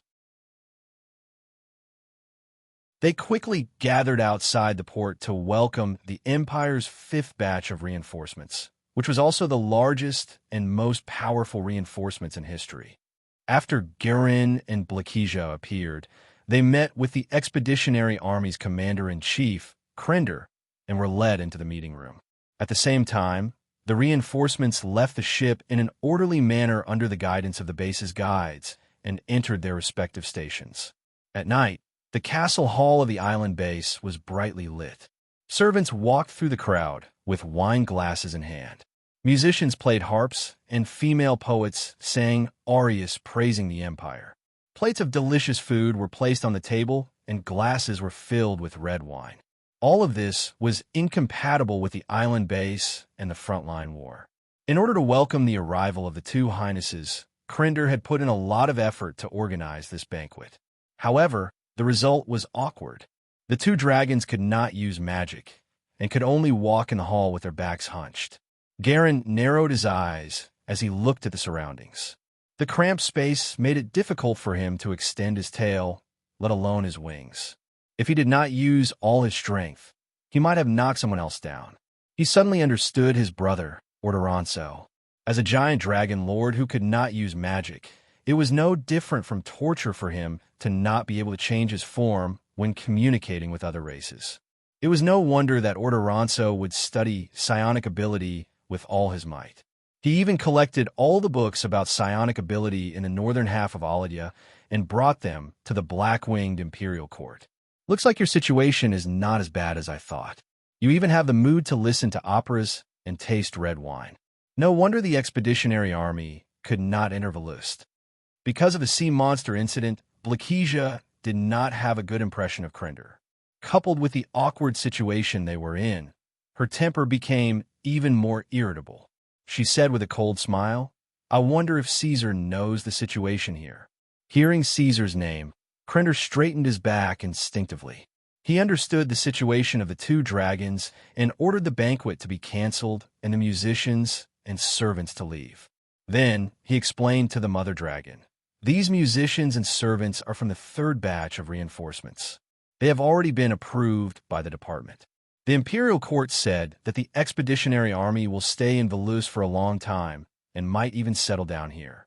Therefore, they sent people from all walks of life here. However, the Blackwing continent of Velust is not very safe due to frequent wars, so I arranged for these non-combatants to stay here." Say these words for Caesar. Blakesia turned her head away. "Garen, you tell him. There's nothing much to say. I need you to gather all the information with the reinforcements and immediately arrange for the advance party to assist the army. Our landing ship will arrive in Velust by the day after tomorrow at the latest.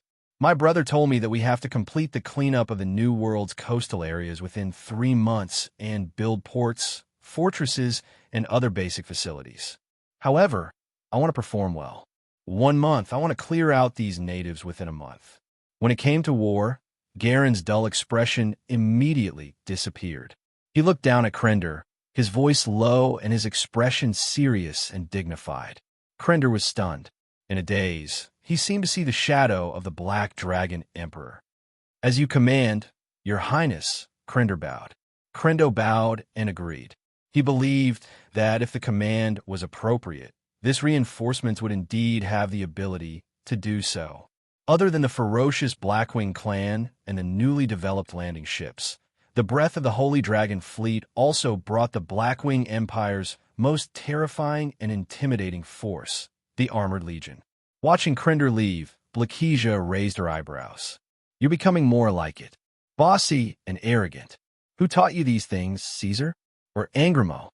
"I learned them myself," Garen replied. In front of Blakesia, he returned to his naive self and said with a chuckle, "All right, let's go back. I know you're not comfortable on the ship.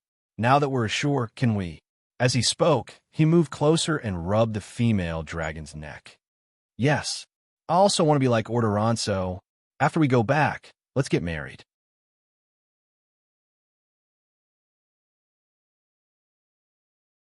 Chapter 471.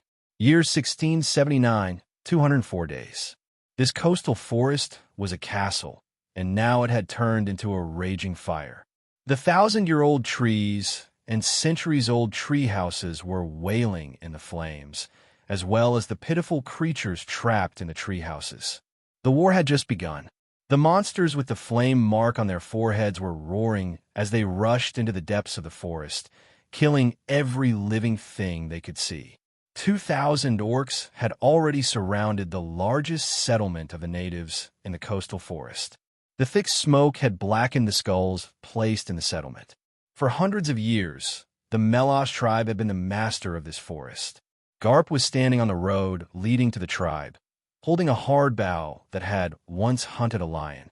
There were a total of 10 arrows, all of which were rare iron arrowheads. He had already used 7, and each arrow had hit an orc soldier. Unfortunately, these orcs covered in armor were like unyielding boulders. If the arrows couldn't accurately hit the orc's exposed eyes, the arrows would be useless. Garp Legu was the current chief of the Melosh tribe and a well-known warrior. He had once smeared 3 types of divine oil on his body to pledge his loyalty to the City of Gold. He had the chance to receive the blessing of the God King Atuso and become a glorious divine guard.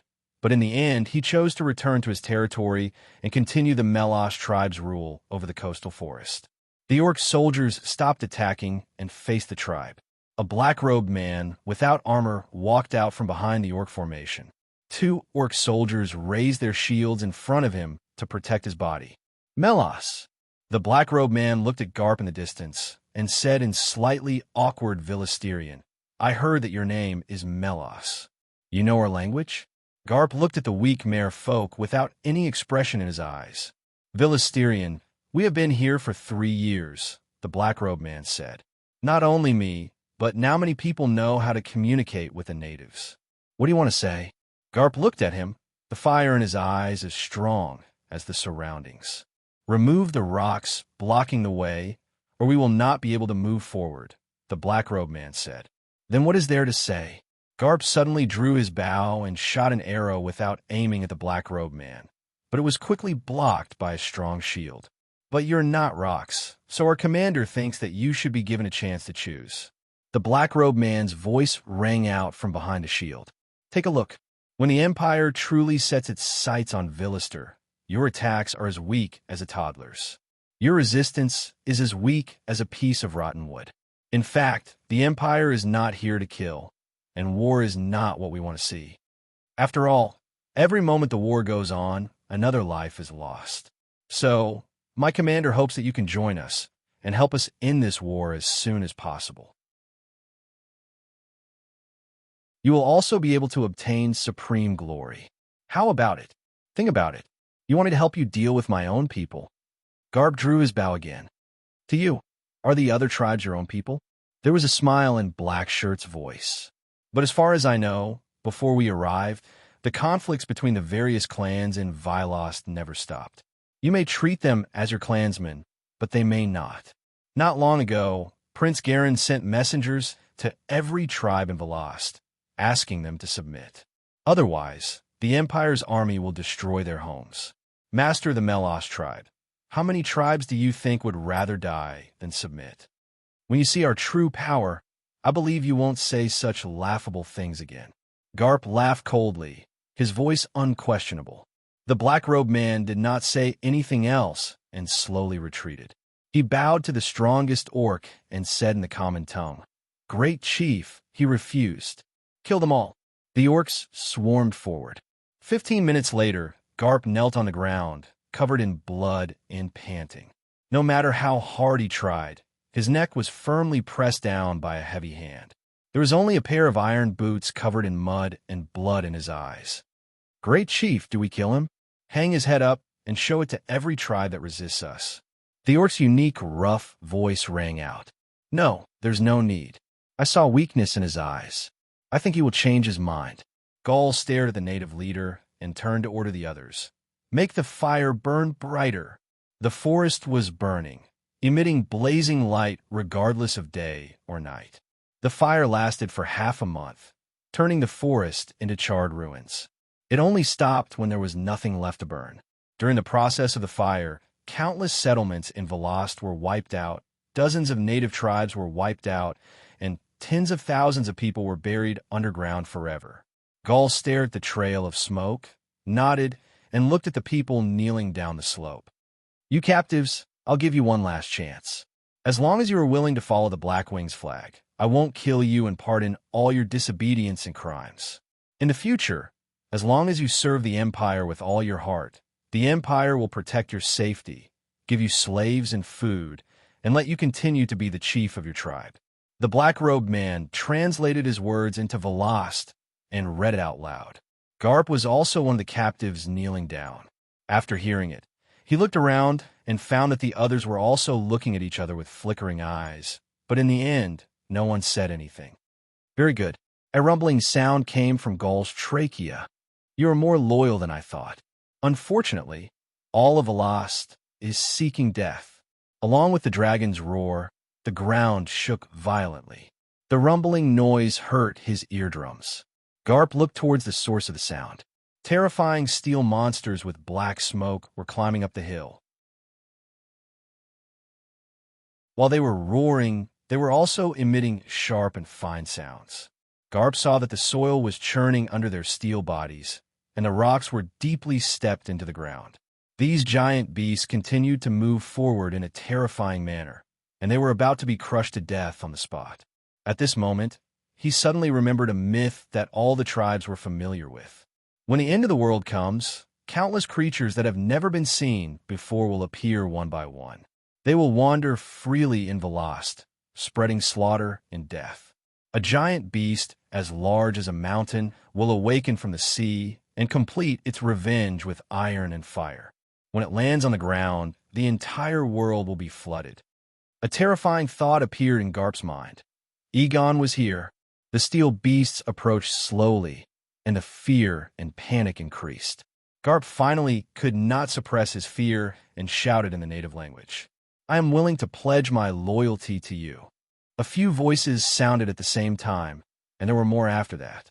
Although countless travelers had visited Velast before this, it was not until the middle of the 1600th year of the Iradia's Third Era that the Blackwing Empire of the Otherworldlings truly established communication with Velast. In 1679, in the Second War between the two realms, the Prince of Poison Fire, Garen Nephidisius Targaryen, relied on his powerful military strength to shatter the defenses of the locals and establish the first truly stable colonies in the coastal areas. This opened a new era for Vylost, and also opened the prologue of Targaryen's long rule over Vylost. The barbaric act of plundering colonies allowed the Blackwing Empire to amass a large amount of wealth and labor in a short period of time, establishing the foundation for the Blackwing Empire to establish dominance over the sea. The Chronicles of the Iradia.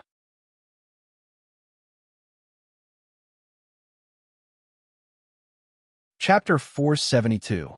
Caesar landed somewhere outside the Blackwing Empire, in an invisible space filled with magic veins. What's going on? The Black Dragon was very unhappy. He was actually invited to this place. Was the Blackwing Empire a forbidden and dangerous place for these metal dragons? He still needed to keep an eye on Luna, the tall and sturdy man, who was the human form of the ancient golden dragon Stannis, was silently waiting in place.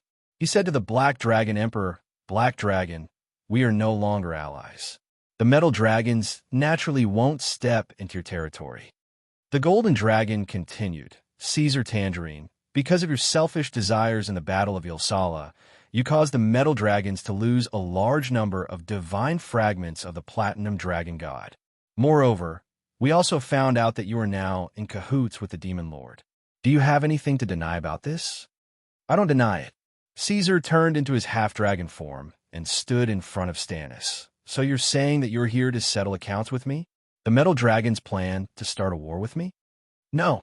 Stannis shook his head and stared at Caesar, saying, "If you choose to continue down the wrong path, perhaps there will be such a day in the future. But this time, I'm here to fulfill my promise. Black Dragon, you have to understand that the good Dragon King's promise will definitely be fulfilled. The same goes for the punishment." "Matters related to the Beastmen?" Caesar said. In fact, he had already contacted the metal dragons after awakening. However, there were no platinum dragon believers among the dragons that served the Blackwing Empire, and these ancient dragons were very secretive. Finding them really wasn't an easy task. "Yes," Stannis said, "at the end of the Second Era, the humans cursed the Beastmen. The key lies in the Beastman god's Eye of Gawush. All the curses are gathered on that eyeball. Destroying it or releasing it can remove the curse." "Where is it?" Caesar asked. "This secret has been passed down from one emperor to the next. We don't know. Even the Platinum Dragon God doesn't know," Stannis said. Before he faced Caesar's anger, he added, "But we know how to find the emperor of the unfalling empire." "Enriel?" Caesar grinned. "Stannis, you're testing my patience. Do I need you to tell me how to find Enriel?" "No, it's another emperor." 2 days. Caesar stared at the corpses, and on the dead people's faces. Adventurers who came here unintentionally or saw something that was enough to shock on their minds. There was almost no resistance. These adventurers lost their lives. Caesar's face was cold. He was looking for the owner of the negative energy. Stannis was vague in his description, but in the end, he gave a very accurate coordinates of the continent. After staying in Iradia for so long, Caesar knew the Platinum Dragon god well. The possibility of it lying to him was not high. The negative energy pointed to a cave under the swamp. Caesar walked down. The tunnel was damp and dark. Dead saltwater moss covered the walls. Rotten bones occasionally appeared under his feet. His senses gave him a familiar feeling. It was as if he was back in the cave of the Black Dragon's mother, Nesitoria. There was no need to use psionic power to investigate. The power in the depths of the cave was almost impossible to hide. It radiated outward in waves, silently welcoming the intruder. "Don't you want to say anything?" Caesar spoke first. There was no response. A teleportation gate opened in the tunnel. Caesar stepped in. The first thing he saw was a pair of true dragon wings, as black as ink. An old dragon raised its head and looked down at Caesar, who was in his second form. Caesar also stared at this true dragon that was rarely seen on the surface. A calamity dragon. In theory, calamity dragons could appear in any forest, swamp, or cave. But in reality, they rarely appeared in the material plane. They usually moved around in various half-planes. This was the second calamity dragon that Caesar had seen. The first one was the current leader of the Black Wing Empire's undead army, Angramo. Calamity. Caesar opened his mouth, but before he could finish, he saw the calamity dragon slowly lowering its head. An undead stepped on its neck and walked forward step by step. Finally, it stood on the dragon's head and looked at Caesar. "Welcome." The undead's bones weren't pale white. Instead, they were yellow and white with magic patterns. Negative energy supported the empty bones. The ribs outlined a cavity. Instead of internal organs, there was a dark blue and green light. The undead's head was the same as a human's, but it didn't have skin or flesh. The soul fire in its eye sockets was so scorching that Caesar naturally felt the malicious energy probing him, but it was all ignored by his body. This wasn't a temporary base. The vast hall was filled with magnificent soul fire. There were many undead's collections, such as the head of a true dragon, the torso of a giant, as well as numerous magic scrolls and taboo books. These things could be seen at a glance, but they were all tightly sealed with magic barriers that completely isolated the inside from the outside. "Lich," Caesar said, meaningless opening words. The Lich pointed at the seat on the side. "Almost all creatures say the same thing when they see me. Tangerine, I thought you would be different. You know me?" Caesar no longer paid attention to the karmic dragons and sat down according to the instructions of the real owner of this place. This was really a strange meeting. The only reason why the two sides didn't fight was because of their strength. Curiosity is the only reason why I didn't choose to self-destruct. The Lich moved his horrifying chin. "I've heard of your name in Iradia." Variant Dragon, the only dragon monarch after the end of the First Era. The famous Dragon King. How come you have time to visit a small character like me today? I still don't know your name. Is that so? How rude of me. The Lich's voice came from the burning soul fire. "Let me introduce myself. Aglarin Lamorahin. This is my name. I hope the great and honorable king of the North can remember it and remind me when I forget. I think I'll be very happy at that time." The clues provided by the metal dragons were not wrong, Caesar thought. He stared at the Lich and asked, "I remember that the name of the current emperor of the Unfallen Empire is Enrico Lamorin. You seem to have the same surname." "That's right. That's my dear child."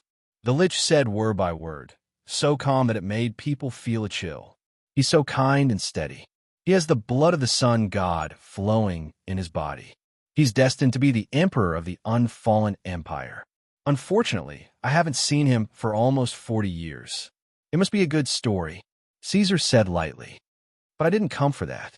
Lich, or Aglarin, as the former emperor of the Unfallen Empire, you should know about the curse of the Beastmen."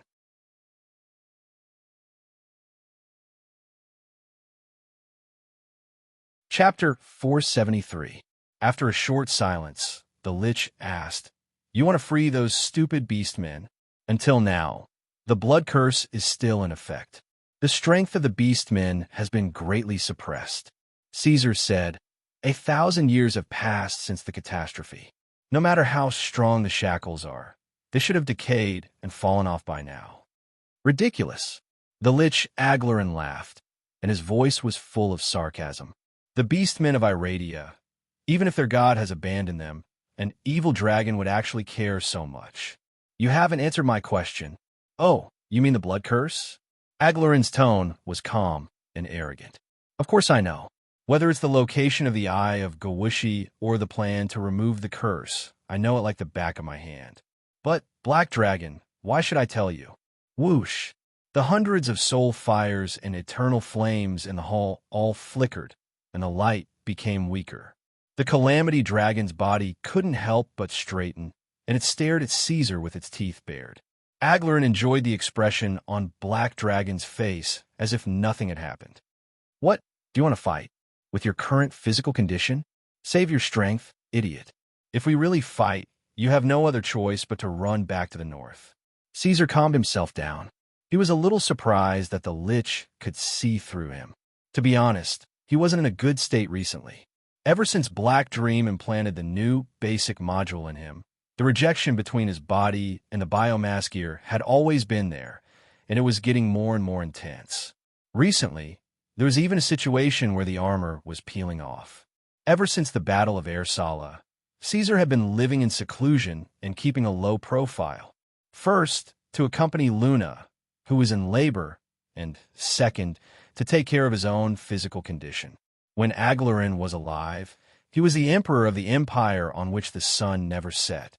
After his death, he was transformed into a horrifying lich with even more powerful abilities. Such an existence was definitely at the level of evil. Caesar's current body was fine for him to bully legends, but when he encountered opponents of the same level, although this problem was not fatal, it would still make his combat performance drop by a level. Oh, I also know that the Demon Lord made a deal with you for the Divine Fire. The Lich said calmly, as if this matter was already known to the world. How shallow. As for me, I'm more concerned about you. What do you want? Caesar was waiting for Aglarin to offer a price, but unexpectedly, Aglarin said something irrelevant. Do you know who I am most obsessed with among the dragons? Lord of Hell, Cungudius. When I was still alive, I investigated every single one of his deeds crazily and followed the dragon's footprints everywhere in Iradia and the Outlands. Unfortunately, Cungudius disappeared in the end, and I couldn't find out the truth with just the clues. But now that you have appeared, the speed of your rise is as fast as that of the red dragon. The Lich opened his jaw and laughed dryly. You mutated dragons are really interesting. Just tell me your plan. Caesar frowned. Ha ha ha, straightforward. The Lich jumped down from the head of the Dragon of Calamity and landed lightly on the ground, facing Caesar. Let's share secrets, mutated dragon. I'll tell you about the blood curse, and you tell me the source of your power. What makes you so sure? Caesar asked him. Do you have to be so childish, Black Dragon? Show some sincerity. Do you still need to explain? I may know more than you think. The Lich sneered. Is that so? Caesar sighed, stood up, and said clearly, Everyone has their own secrets, Lich. I don't want to share them with you. The soul fires in the hall were extinguished instantly, and the atmosphere was on the verge of exploding. Under the sudden pressure of the suffocating flames, the last wisps of smoke dissipated. The surroundings were dark, and the only source of light was the two eternal flames in Aglarin's eye sockets. With a flow of magic power, the two flames shot up high like fountains, rushing out of his thin body and towards the dome. This scene might be funny, but there was no doubt about the great power contained in it. I don't want to steal from you. I just want to satisfy a little curiosity. Emperor Black Dragon, who protects the beastmen, you won't refuse the small request of a pitiful creature like me, right?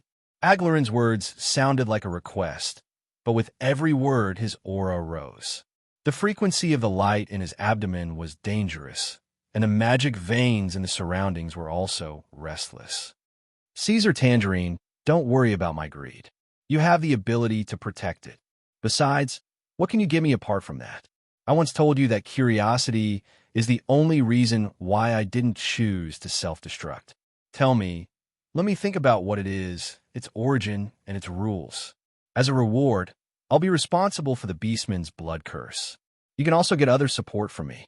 In the future, when you go to war with the empire on which the sun never sets, I can tell you more beneficial things. With the threat and the temptation, the pressure only increased. Caesar's body reacted spontaneously to resist. The walls and the dome of the crypt flickered with vigilance. These defensive spells were judging whether the black dragon would attack. Okay. The silence was unexpected. Aglarin was not used to it and was stunned. Based on the black dragon's previous behavior, this conversation was destined to end on bad terms. However, to his surprise, the other party actually nodded. The light in the lich's head returned to normal. You agree? Caesar, on the other hand, sat down contentedly and said, You said that when the North and the empire on which the sun never sets go to war in the future, you must tell me more beneficial things. As the former emperor of the empire on which the sun never sets, you should know a lot of secrets. Pitiful. Hearing the black dragon's agreement, the lich was no longer in a hurry. He shook his head and criticized Caesar, looking like a good teacher. The real strong do not care about worldly power. I hope you can still say this when you are surrounded by Blackwing's army. The lich liked to have the upper hand, whether it was in terms of language or status. Caesar was the same. That day will not come, Aglarin said. We are allies now, aren't we? Black Dragon, compared to the demons with chaotic minds, we are the ones who are on the same side. When you have power, there are allies everywhere. My soul came from another world. Before the Black Dragon hatched from its shell, I had already taken over its body. Caesar continued calmly. My soul came from another world, and before the Black Dragon hatched, I had already taken over its body. The calm words attracted Aglarin's attention. Continue. But with the baby dragon's body, in addition to my soul and memories, there's also this. Caesar pointed to his chest, which gradually emitted a faint red light. The surrounding temperature rose significantly.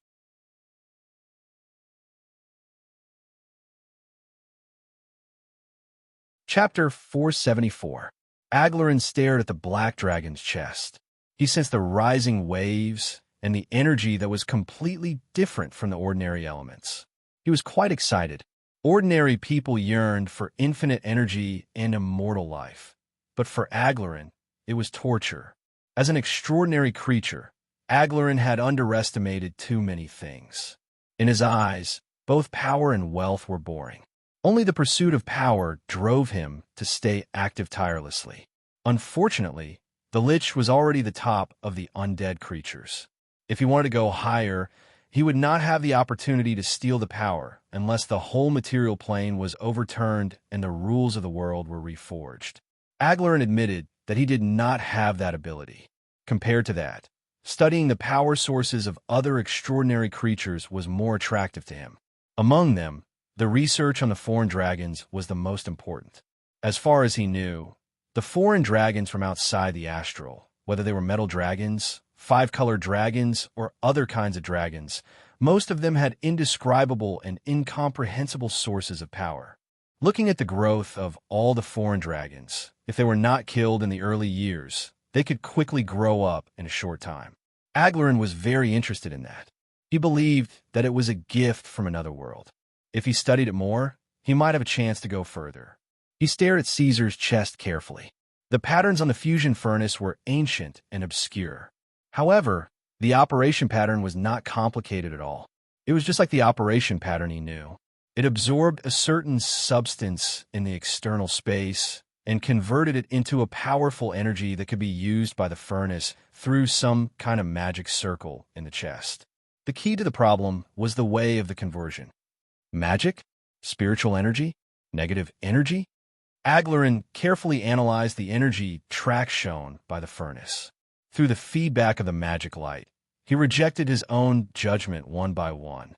I've never seen such an efficient conversion method. Okay, Caesar suddenly put away the furnace. It's time to talk about what I want to know. No, it's not enough. Aglarin stepped forward impatiently and reached out his hand. You have to tell me what this is. This is a deal, Lich. Caesar returned to his original form. His huge body filled the entire underground palace. He looked down at Aglarin and said in a heavy tone, Next, I want to see your sincerity. It was Aglarin's turn to ponder. He thought for a moment and said, Okay, the I've gush, right? It's buried in the battlefield of the apocalypse. But you won't be able to find it. The ancestors of Lamorahin created a half-plane on the Scarlet Plains to hide the holy relic of the orcs. After that, the descendants continued to strengthen it layer by layer. Now, the dimensional plane there has become a maze. Caesar's eyes flashed, but he remained silent.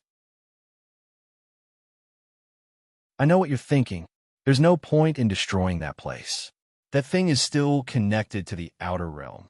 Tearing up the spatial node will only turn it into a wandering space, forever drifting in the astral boundary. Enter the half-plane. How'd I know if you're lying? This could be a well-designed trap, and you expect me to jump into it like an idiot? Caesar said, I remember Mother Dragon used this trick before. I don't think I can convince you, but even a trap needs a bait. The Lich's finger bone flashed. He grabbed a shiny ball. According to its guidance, you'll find some clues before you enter the demiplane. You can judge for yourself. With a rumbling sound, Caesar stretched out his huge claws. Aglarin retracted his arm bone. You haven't paid. Caesar pointed at his chest. Nuclear transformation. Unlike most long-lived species, as long as there was a constant supply of negative energy, the energy of the undead creatures was almost endless. Liches didn't need to rest or sleep, and a centuries-old lich might have more knowledge than an ancient dragon. Caesar felt that he wouldn't be able to fool this guy if he were to make things up, which was why he chose to tell him the truth. After all, exposing the fusion furnace didn't affect Caesar at all. All he had to do was protect Black Dream. So, in the following time, the Black Dragon seriously explained the structure and laws of change of microscopic particles and atomic nuclei, as well as nuclear energy to the Lich. Although Caesar didn't know much about this, just what he knew was enough for the Lich to undergo a cognitive cleansing. Aglarin remained silent until the end of the story. But according to the reaction of the Lich's soul fire, it was obvious that he was confused and thinking. After a while, Aglarin came back to his senses and digested some of the things he had just absorbed. These theories came from your world? In my opinion, the development of civilization in that world went down the wrong path. But it is undeniable that at the end of the road, there is indeed a magnificent creation. This is far from the end, Caesar thought. He stroked the ball floating in his hand. You're not going to say anything more? If you want to enter the maze and come out, you need a map, a key, or a system to solve puzzles. The one in your hand is it, the Lich said. The Lich said, it will take you to the Eye of Gush. There may be a few guards in the labyrinth who are not bad, but they're nothing to things like us. After you get the Eye of Gwash, you can do whatever you want with it. Just a friendly reminder, beastmen are not easy to control. They are also greedy and aggressive. Unlocking the bloodline shackles of the beastmen may not be a good thing. Happy working with you. Caesar nodded in satisfaction, then said, I remember that among my dependents, there was a half-lich that failed to transform. He stayed with me quite well. In addition to strength, your brain can also be put to good use in the Blackwing Empire. How about it? Consider it? Are you trying to recruit me? The Lich sneered. Do you think that the former emperor of Never-Setting Sun would be willing to submit to a dragon? Or do you think that with your current strength, you can easily subdue me? If you refuse, I will take my leave. Caesar glanced at Aglarin one last time. If you're interested in that kind of energy, you are welcome to visit the north at any time. I know more than you think. I will return this to you. I hope everything you said is true. I won't be seeing you off. Aglarin opened the portal to the surface. After the Black Dragon's huge body completely disappeared, he immediately fell into a state of deep meditation. Caesar appeared in the damp air of the rotten swamp. He stared at the magic creation in his hand and grinned. Curiosity could kill a cat. Perhaps it could also make a lich jump up and down.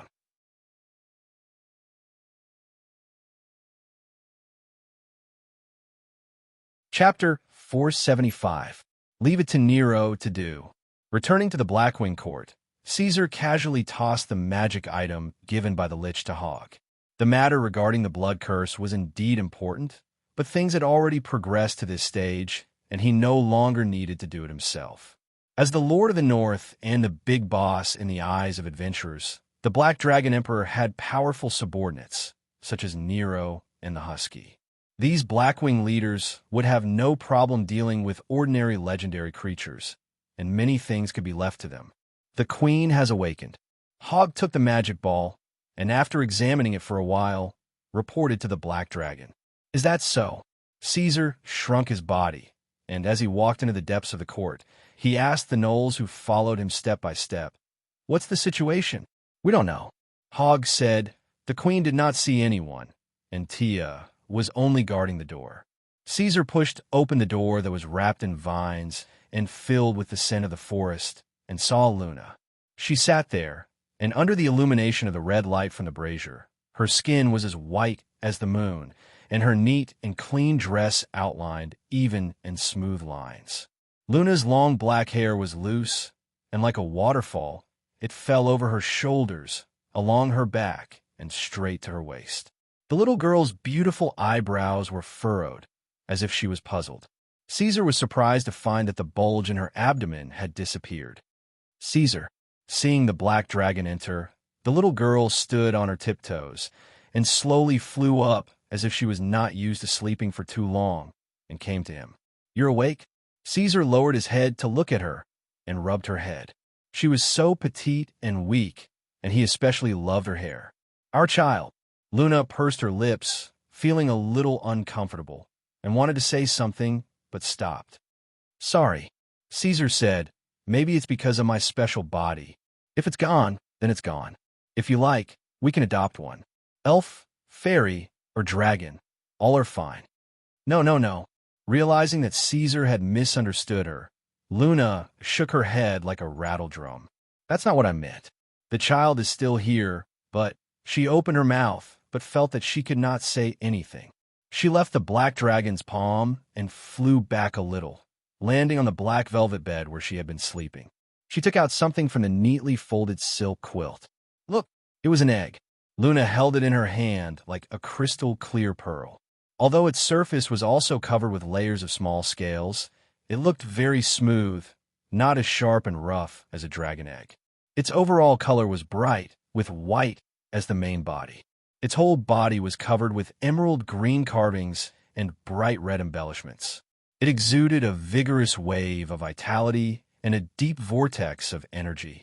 Anyway, it did not look like an egg that contained the genes of the Black Dragon. Fairies were all viviparous. There was no case of oviparous birth in historical records. If it was spread out, it would be a fascinating story. It was no wonder that Luna was confused and embarrassed and did not want to let others know. It seems to have grown a little bigger. Luna muttered and then raised it for Caesar to see. Caesar took it.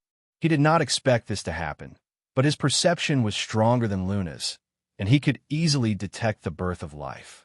This egg was more than 10 times smaller than a normal dragon egg, but the energy reaction was more majestic and it already had a certain level of self-consciousness. The moment it left Luna, the life inside clearly had a moment of uneasiness and restlessness. It was obvious that it knew what was happening outside, and after a short emergency emotion, it tentatively and carefully released an intimate emotional signal to Caesar. "This will be a healthy child," Caesar said, gently stroking the smooth lines on the surface of the dragon egg. After a pause, he said, "It's a girl. Is that so?" Luna came to his side. "Give her a name." "Odin Tangerine." "It's Odin Caesar Ortolanzo Tangerine Luna Printirope." Luna hurriedly corrected. "If it's according to the naming habits of fairies, it is indeed so." Caesar smiled and returned the child to Luna. The energy inside the dragon egg was already very abundant, and according to the measured growth curve, in less than half a month, their child would hatch. Dragons did not hatch eggs like birds did. Dragon eggs hatched like crocodiles, without the need for parents to sit on top and watch over them all the time. But seeing Luna like this, he was afraid that she could only feel at ease with the child by her side. Caesar and Luna left the palace together. The weather was warm and cloudless. The sky was blue, and the breeze blew. He smelled the rich fragrance of the grass and the earth. They passed under the huge, majestic black dragon statue, and Luna also left the sunlight, entered the shadow, and then returned to the sunlight. Along the way, Caesar and Luna maintained a relaxed and leisurely conversation, talking about the people and things that the little fellow had encountered during her sleep. Looking at her smiling face, he forgot about the new world, the armor, the rising sun city, and the gods. He felt that the tiredness that came from his soul was swept away. If I didn't have so many enemies, Caesar was full of expectations. This place could become a carefree paradise. As a dragon, he had a long life and a partner to accompany him, as well as servants and loyal family members to serve him. Many years later, his Luna's child would take over his position and let the empire continue to walk proudly into the future. However, the reality was that in the main material world, the entire south and north were like fire and water. In the astral world, Marat and Tiamat were waiting for his arrival. What made Caesar feel even more gloomy was the flash of the grotesque statue and the illusory dream scene, and the occasional murmur in his ear. He did not dare to forget. The west side of the city actually covered a large area and was square in shape. It was surrounded by mud brick huts, livestock fences, and taverns smeared with lime powder.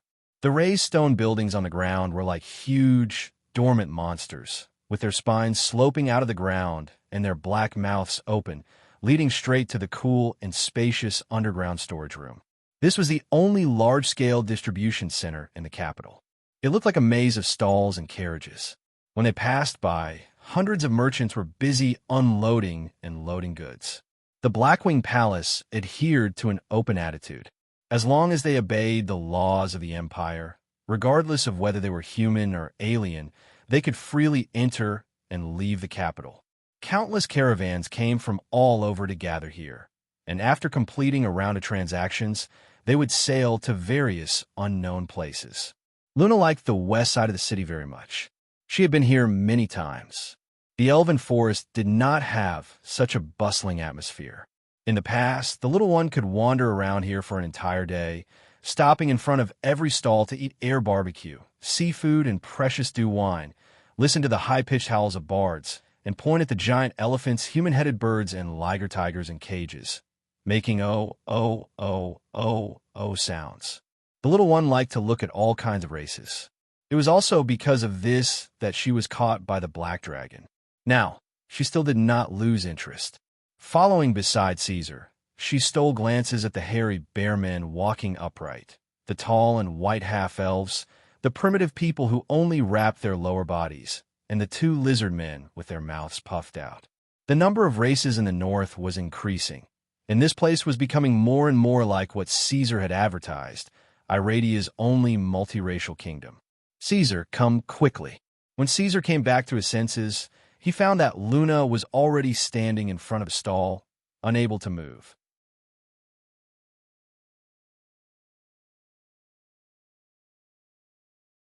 Chapter 476.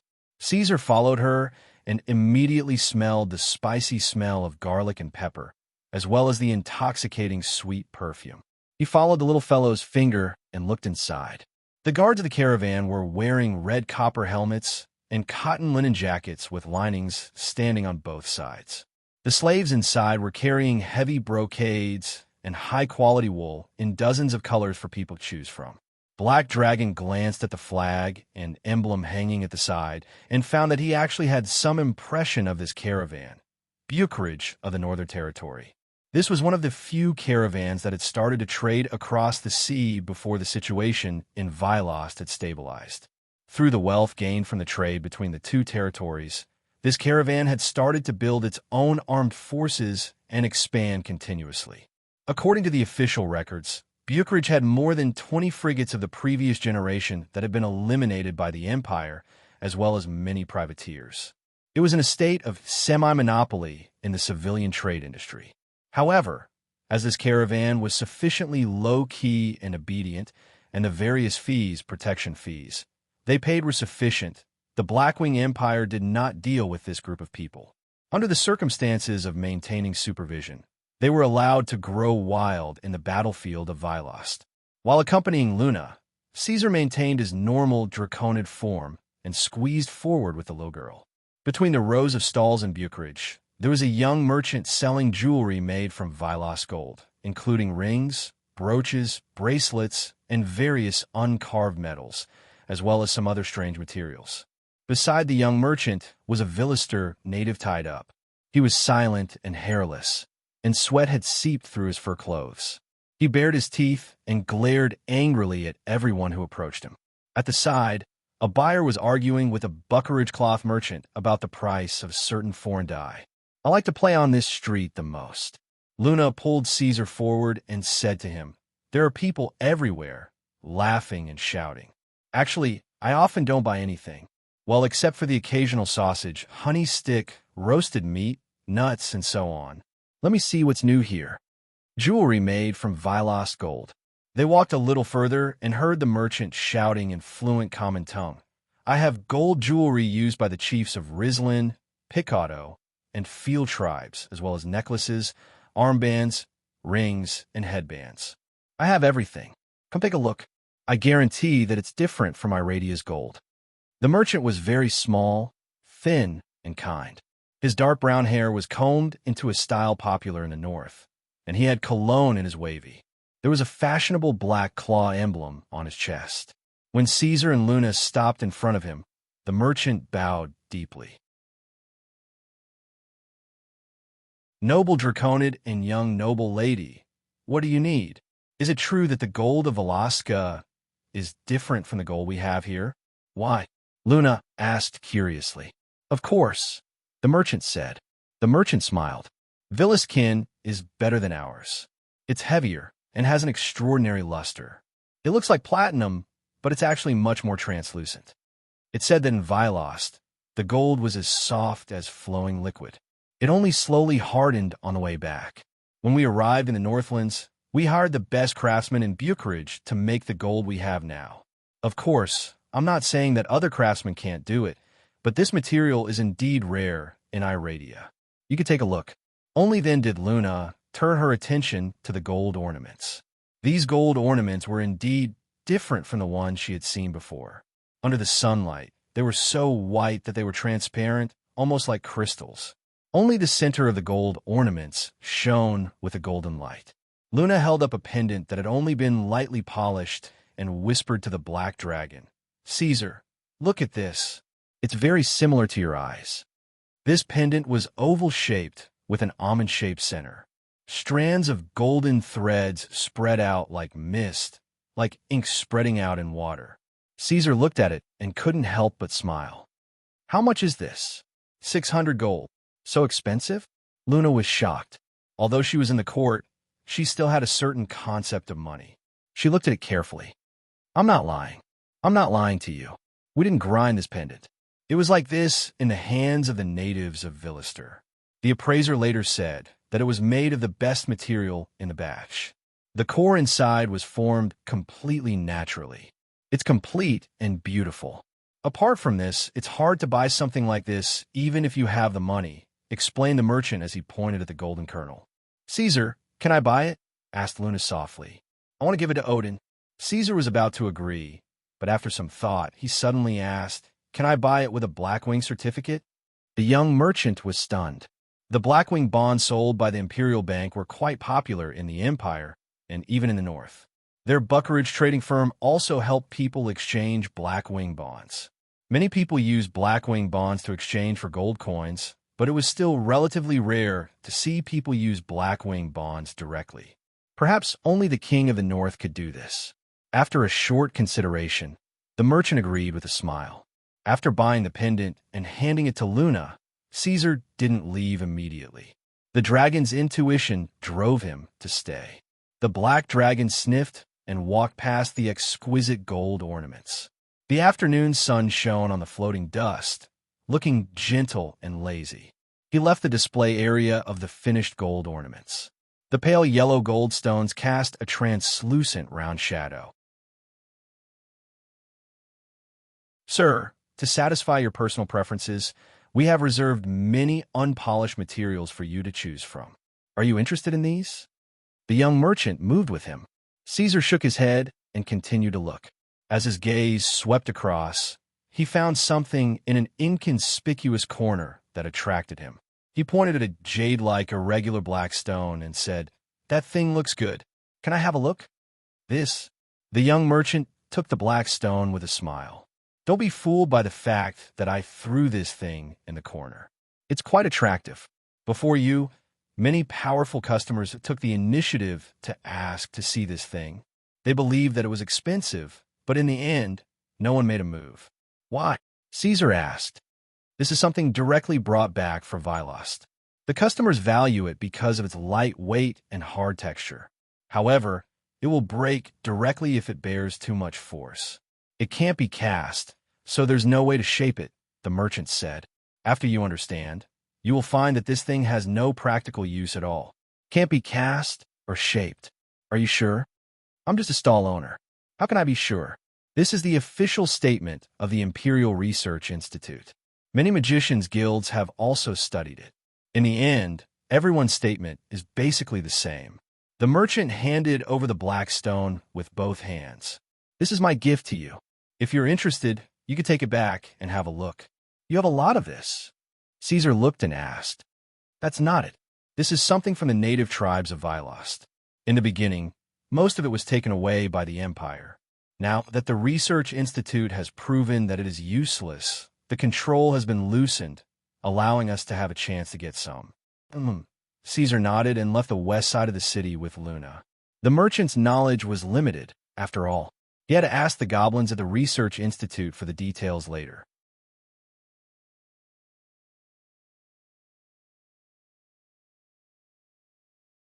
Chapter 477. Caesar returned to the Blackwing court and settled down Luna and her egg. He then called for the person in charge of the material research lab. The Red Lotus Goblin's name was Hemigarden. Caesar had given him this name. Apart from being in charge of the material research lab, Hemigarden was also in charge of the weapons research lab. Judging from the death rate of the Red Lotus Goblins, it was a blessing from the gods that he was still alive. When the goblin ran into the hall with his short legs, the black dragon was already waiting on the throne. "At your service, my master." Hemigarden prostrated himself on the ground. He was not big, but his voice was loud. "Have you seen this before?" Caesar tossed the black stone he had obtained from West City in front of the goblin. Serial number W54. Although these Red Lotus Goblins didn't look like much, their abilities were outstanding. The moment they saw the black stone, Heimgarden began to introduce it fluently. "This is a new material that's still in the process of being discovered. It entered the Empire half a year ago and was immediately sent to the research facility by the relevant personnel." "Tell me more about it," Caesar said. W54's raw material comes from Vilister. It's between 5 and 20 cubic centimeters in size. It was first discovered by the 2nd Division of the Empire's Grasp Expeditionary Fleet when they were exterminating the native tribes there. According to the description of the military researchers, it was grayish-white in Vilister and gradually turned black during the transportation. Did it change because of the different environment?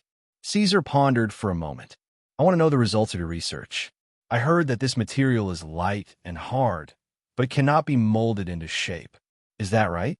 "The records we release to the public do have this description." Hemigarden nodded in confirmation. "But according to the latest research, W54 will deform after being baked at 3,000 degrees Celsius for 5 hours. It will be in an unstable state between solid and liquid. Once the temperature changes, regardless of whether it goes up or down, W54 will immediately return to its original state." "It sounds like it's alive." Caesar scratched his chin. Of course, this was just a joke. If this black stone was alive, there was no way he would not have discovered it. Apart from that, there is another piece of confidential information. The goblin's ears twitched when Black Dragon scratched his chin. He paused for a moment and said, "W54 carries a special trait for Vilister, necromancy reaction. In the process of research, we found that spellcasters cannot rely on spells to affect W54. To W54, magic energy does not seem to exist. The nullification of magic is also the biggest problem that hinders us from further research. After all, apart from magic, we can't create a precise and stable temperature of 3,000 degrees Celsius for now. Magic nullification. The Black Dragon was a little surprised. It seemed that the dragon race's treasure-hunting talent was correct. He seemed to have found something good. Haim Gadon had said all that needed to be said, so Caesar quickly sent him back. He then called for the Dwarven king residing in the Blackwing Empire. It had not been long since Artis Overhard arrived at the court, and the Black Dragon had already transformed into its second humanoid form. When the Dwarven leader strode in, Caesar was stirring his coffee. He glanced at the dwarf coldly, and without any pleasantries, he went straight to the point. I've asked the Ankhegs to help you hollow out the mountain and build a furnace. How's that going? Greetings, great king of the Blackwing Empire. Adas did not lose his manners. He clenched his fist and bowed slightly in a manner that was neither servile nor overbearing. Only then did he answer Caesar's question, Mount Anstana. With the help of the Ankhegs and the other Blackwing clan members, we have already turned the mountain into an open-air furnace. The dwarves are confident that we can create a suit of armor for you. How about this? Caesar tossed the black stone he showed the goblins to the dwarf. A material from Vilost, W54. Call it dead iron. Can this be used? Yes. Artis took a look and said firmly, in fact, when it came to the problem of materials, the first thing we thought of was to contact the goblins. That was why the ambitious clan got a part of it. The dead iron can be researched on its own. If we can solve the problem of its difficulty in forging and molding, this is a very good addition. But the main material of the armor is still a problem. Maybe Black Shirt didn't convey my intentions clearly enough. Caesar shook his head and reached out to grab his left shoulder. He forcefully tore off the horny shell of his left shoulder along with the flesh. The bloody scene made Artis' heart tremble. He could not help but open his mouth. However, such an injury was not a big deal to the Black Dragon. He could recover quickly. Caesar nonchalantly tossed the flesh armor he had torn off to the dwarf. He waited for the dwarf to pick it up and look at it as he wished before saying, See, it is one with my flesh and bones. In a sense, it is a part of my body. Dwarves, you have misunderstood my intentions. I do not intend to replace my own body. I only want to modify the original foundation. Do you understand? Artis did not speak. He subconsciously thought that the majestic and terrifying armor of the Black Dragon Emperor was welded to his body through some kind of technique. He did not expect the truth to be so shocking. This armor had grown out of the Black Dragon's body.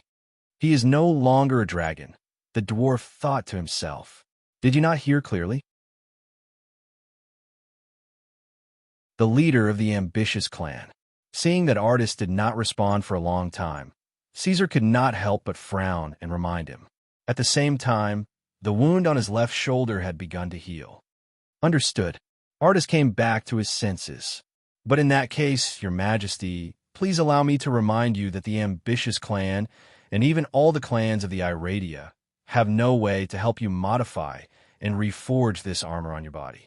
It should not be a problem to remove it for a short period of time, Caesar thought and said. If it is really a part of your body, you will have to endure great pain, Artis reminded him again. Whether it is forced removal or reimplantation after forging, even if you are a demigod, I am afraid you will not be able to endure it. Artis, you do not need to pay attention to my problem.